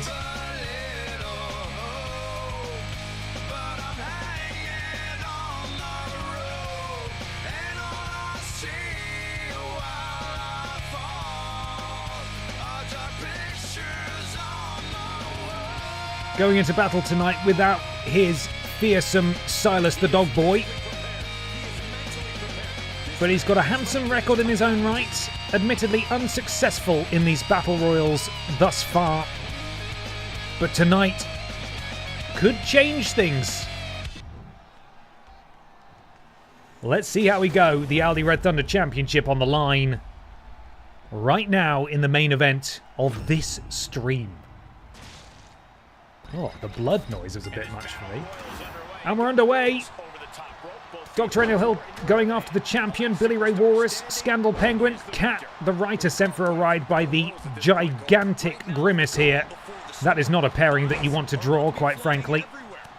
Thankfully, though, Grimace turns her attention to Dr. Enel Hill instead. Perhaps sniffing out that this man is in the tag title picture. And that's where she wants to be so she can complete the set for BENXT. The only title she's not won that's available to her, of course. She cannot, unfortunately, win the BENXT Men's Championship. Funky Barbara Pierce with Dr. Enel Hill. Cradle like a baby. I need to go to bed. Full away slam. And then a big splash as well. Always chaotic in these early moments of the Battle Royal. Difficult to follow exactly what's going on until we start to thin the herd. Dr. Enel Hill in trouble here. The champion looking to eliminate one of the fan favourites here, but Dr. Hill able to cling on. Elbow strike to the knee, and Dr. Hill is back into things here. La, la, la. I thought the new Dark Pictures game got delayed. It did, but it's still coming soon. There's also a Wales Interactive game coming soon, which is also a horror game set in space, and I can't wait. I'm so excited. We're eating good. We're eating real good for Ben's niche games that he loves. Kat the Writer hooks the leg of Billy Ray Walrus, and then she ran somewhere. Oh no, she got caught by the Penguin. Grimace going after the champion.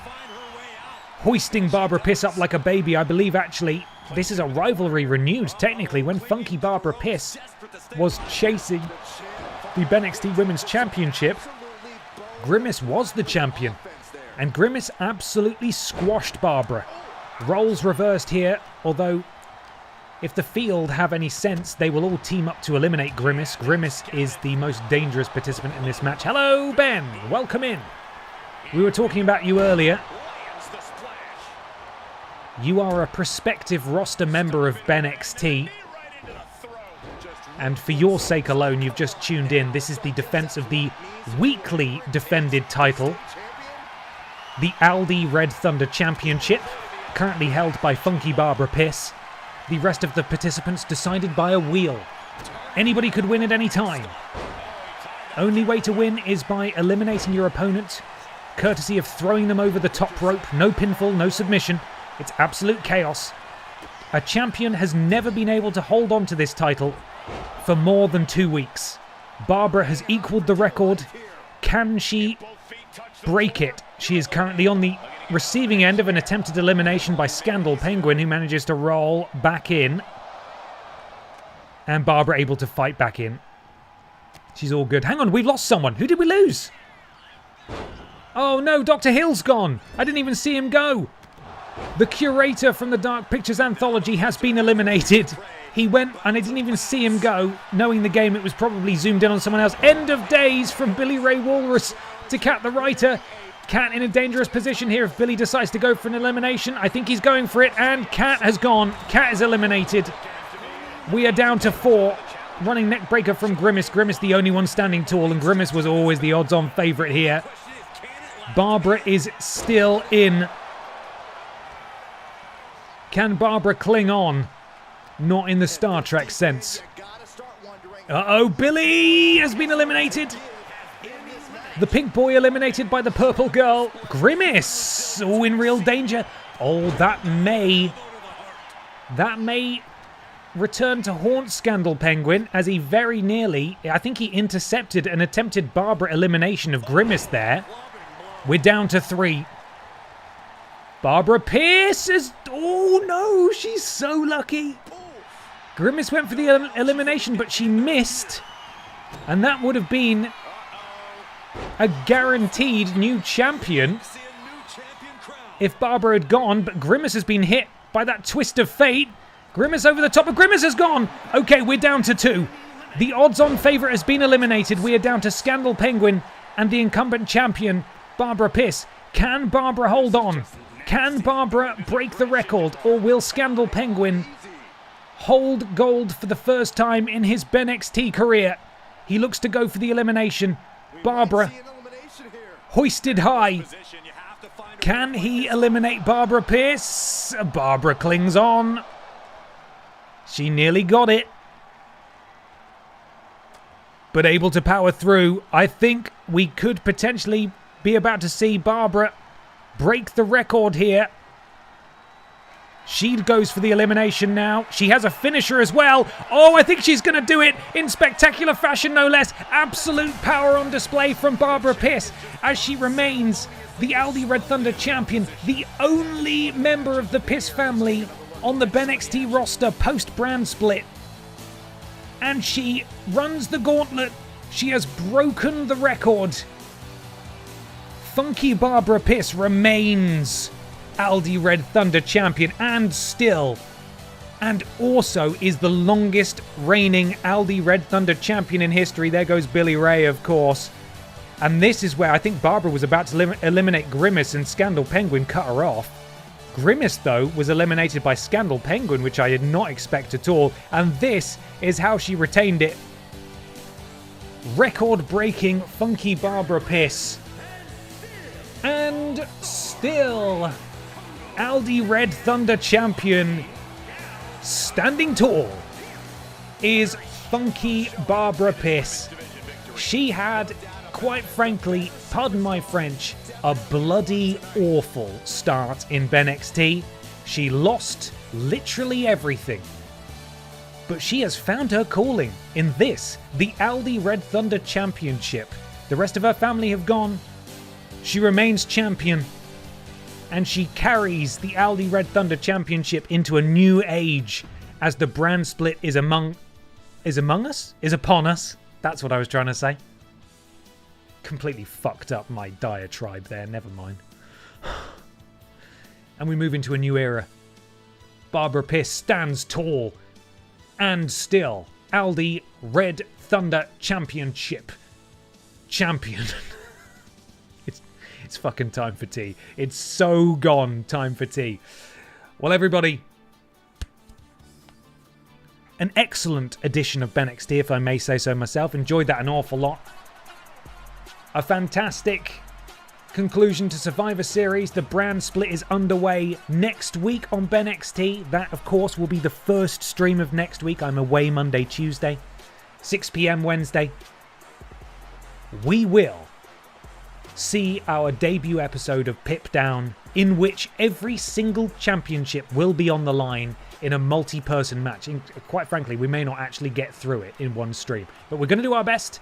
And those champions will be officially considered, in canon terms, the first champions of their respective divisions. So that is what we're going to do. Are any of my buddies live? Of course they are. Buddy Games are live. So we should probably give them a raid again, right? Love those guys. Go say hi. Go be friendly. Be good ambassadors for me, please. Tomorrow morning at 11 a.m. the bus leaves. We're going to Arkham Asylum. I hope to see as many of you there as possible. Please join the raid. Thank you everyone for your contributions. I hope you've enjoyed yourself. Plural. And I will see you all tomorrow morning. All right. Goodbye, everybody. Say hi to Buddy Games for me.